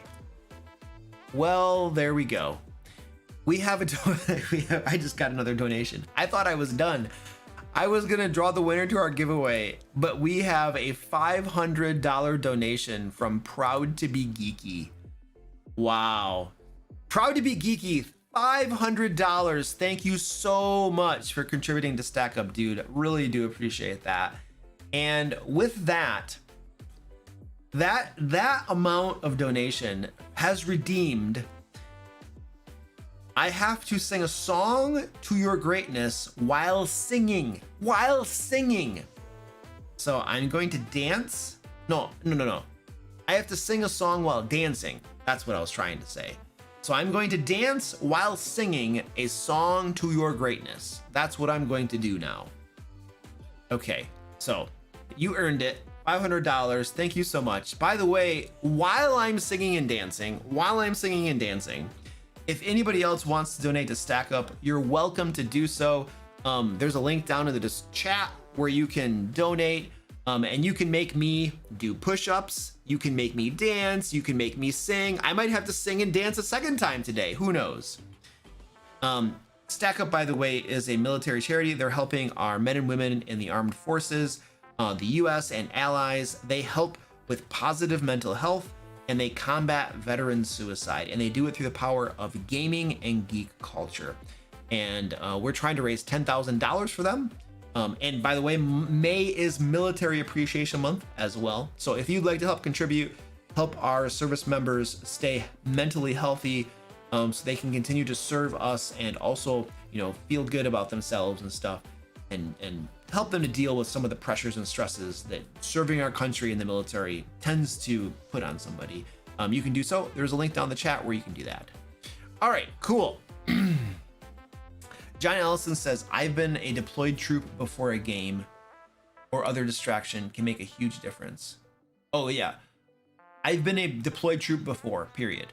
A game or other distraction can make a huge difference. Yeah, dude, my brother is in the military. He's been deployed twice now. Once he was deployed to Iraq, and the other one was to, what was the other place near Iraq? It was our allied country. I forget the name of the country now. But anyway, he would play video games. He basically worked 12-hour shifts, and when he wasn't working his 12-hour shift, he was playing video games or sleeping, and that's how he passed his time, And so yeah, playing video games can be a huge help when you're going through tons of different stress and crap in life. So anyway, I'm gonna do my singing and dancing now. I need to get a drink first.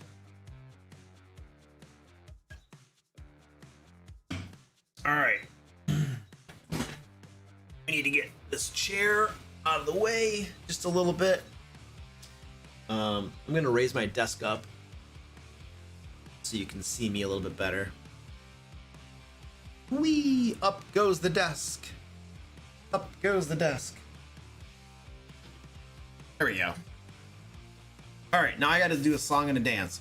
What was the name of the person again? Proud to Be Geeky. Okay, cool. Here we go.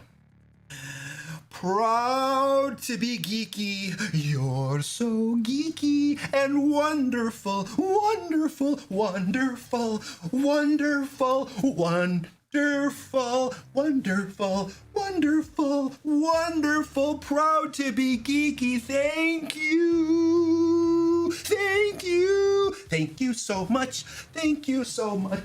Whee! Thank you. Thank you. Proud to be geeky.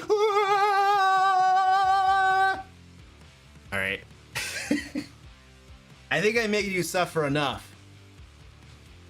Let's go back down. You see, that's what $500 buys you.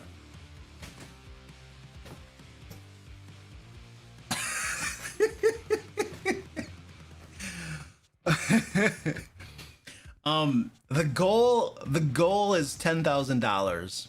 That's where we're trying to go. Oh, look at this. Princess Canuta says, what a pure and beautiful voice. Yeah. All right.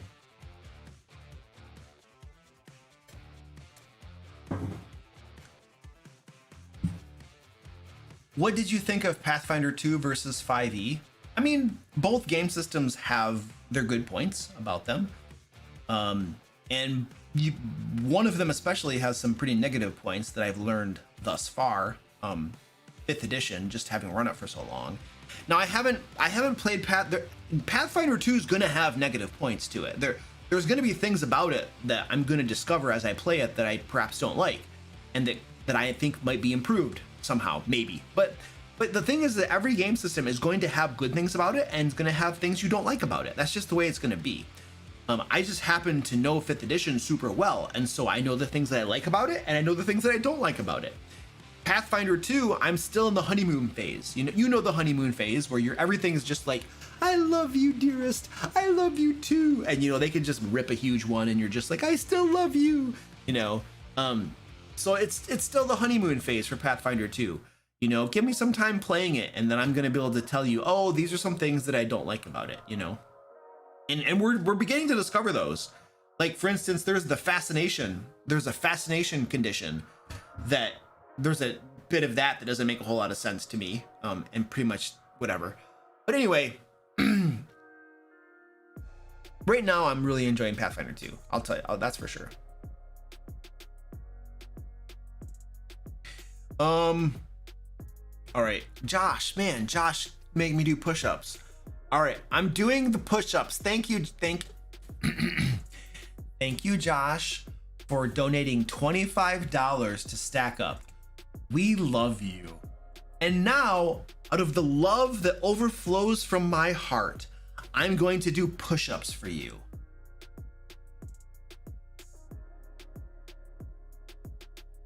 Squeaky. All right, I gotta do push-ups. You're right in the way. Yeah, you're in the way. Bucket.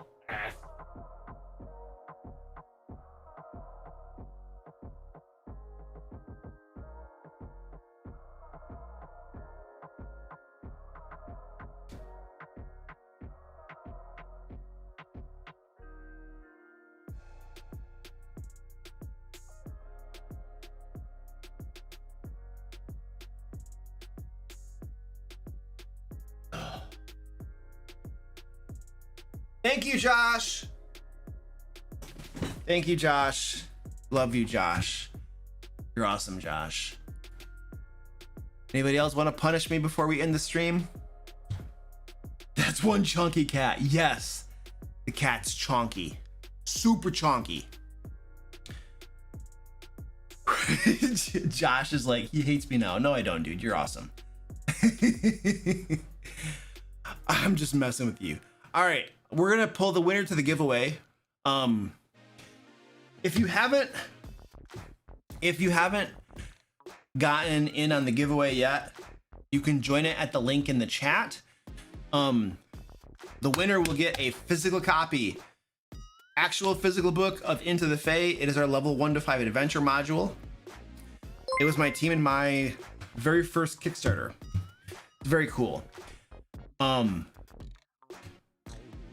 I'll give you like a couple minutes to get in on the giveaway if you want to get that. We're gonna draw the winner right now, like in like 2 minutes. I'm just going to very quickly, I forgot at the very beginning of the stream, I forgot to give a shout out to all my patrons. I'm gonna do that right now while people join the giveaway. So basically these names you see on screen right here are all the awesome people that help support the content that we create. All the free stuff that we put on the dmlayer.com, all of the videos that I create, these live streams. Like, I do content creation full time now, and I have 2 full-time team members. But we also have other people. We have freelancers on our team as well, hourly folks on our team. So we have a whole bunch of people that help contribute and make all of the content that you guys get. Some of it's free and some of it is paid. For instance, Lair magazine and all of our other premium content that our patrons get, right? Anyway, the patrons help make all this possible, so I'm very deeply appreciative to all of them. So names on screen, the different patrons, and then these folks here get their names read out loud, and my voice is absolutely destroyed right now, so I'm gonna do the best I can here. And this is gonna be painful. Very painful. Adam B, Alex S, Alexis S, Amanda W, Ambers, Andrew P, Angelique K, Art Soccer, Arutha, Ashley, Benjamin P, Brandon A, Brian O, Carl C, Cat Cat, Chedif, Chad K, Christian V, Christine B, Christopher G, Clay W, Coinslack, Colin W, Connor D, Contrary Gravy 7, Dan S, Daniel S, Dazzled Up, David S, David W, Derek E, Doug, Judy K, Dungeon of Terra, Dutch, Ed R, Edward L, Infrabo, Endorian72, Eric B, Flux, Forest Brew, Gamian, Gene A, Derek Throwaway, Goliath Cleric, Gravy Chorn, Greg P, Gregory H, Guapo, GVTM, Harlan S, Heart Ungaled, Helltongue, HLD, Iron Cascade, It's Beoban, Izzy T, Jackie Pizza, Jake L, Jacob K, Jelenko, James L, Jan F, Jessica J, Jim B, Jim P, J Long, Joanne P, Joe E, John, John A, John C, John H, John P, John the Wicked, Jonathan V, Joseph H, Joseph W, Josh M, Josh S, Joshua B, Justin N, K, Colin, Kirby, Curry Claw, Laura L, Letter Mage, Leonhardt, Linda, Matlock, Magne, Malton M, Matthew C, Miponode, Mikey Loki, Mirostal, Mitchell, Mo 20s, Mr. Owl, Mr. Lincoln, Nerd with Glasses, Neareth, Old Mad Mage, Pancakes, Penguin Butt, Pethnick, Pork Chop Bacon, Psycho John, Puppet Master, Ramus, Randy B, Rebar, Renner C, Robert J, Robert B, Robin B, Russell L, Ryan, Sale R, Sakura, Sam B, Sean S, Shadow, Shane L, Sheila A, Simfan, Sir Evangelo, Son of a Sofa Man, Soul Naya, Stan the Man, Stephen G, Stephen G, Stephen T, I don't know. Steve L, Steve S, Sturm, Tactical Tokens, Taryn, Terry V, The Three Quarters Hospital, The Old DM, The New Bad Ombre, Thomas F, Tim B, Timothy T, TK, Tom T, Travels the Lost Trinity Series, Tyler R, Unalloyed, Undying Warlock, Valagor, Vladimir S, Walt O, Wesley K, William C, William D, Wolf's Love, XX Red Drum, Yol R, Zachary J, Zombie Trami. All right, wee. Thank you. All right. And oh my gosh, are you kidding me? All this with no tea. I know, Rachel. I have no tea, Rachel. And I have to do more push-ups now. Yes, Lord God, I checked my donations.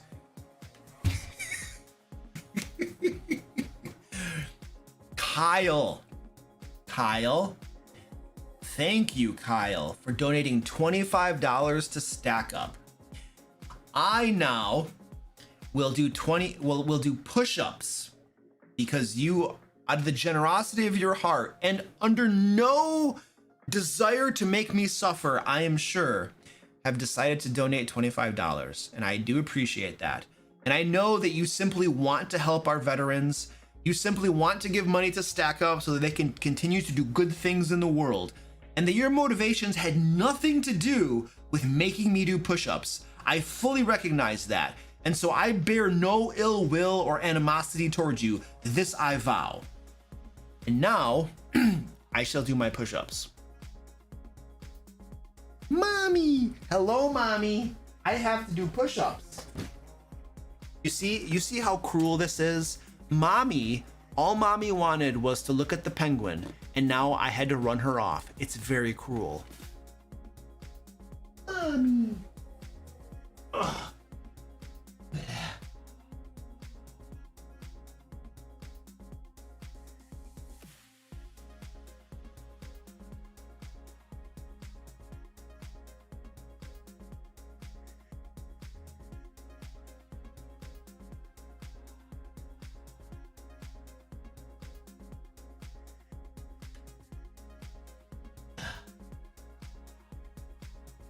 This is garbage.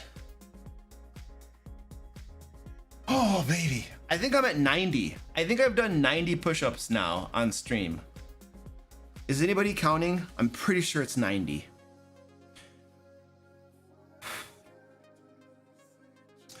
Okay, I'm drawing the giveaway winner now before anybody else donates and makes me do more push-ups or sings or dances or something crazy.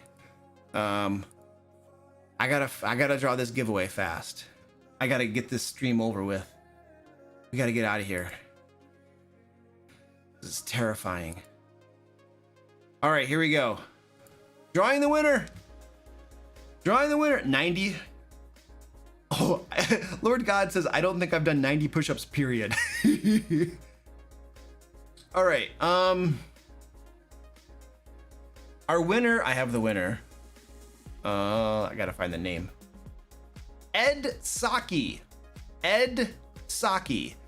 Eduardo Saki. You have won, good sir. I will, I'll send you an email, dude. And we'll get you hooked up, all right? Whee! All right, let me make sure. Yep. Okay, guys, we're done. I'm leaving. Thank you very much. Thank you so much for donating to Stack Up. I really do appreciate it. We are now at $880 raised towards Stack Up. That is an excellent start. Very, very appreciative. I'm just playing around with the push-ups. I don't mind doing them. It's for a good cause. So thank you, everybody. Love you all. It's see you next time. I gotta push the stop button now before somebody donates. Where's my button? Where's my button? Oh no, it's loading. The load screen.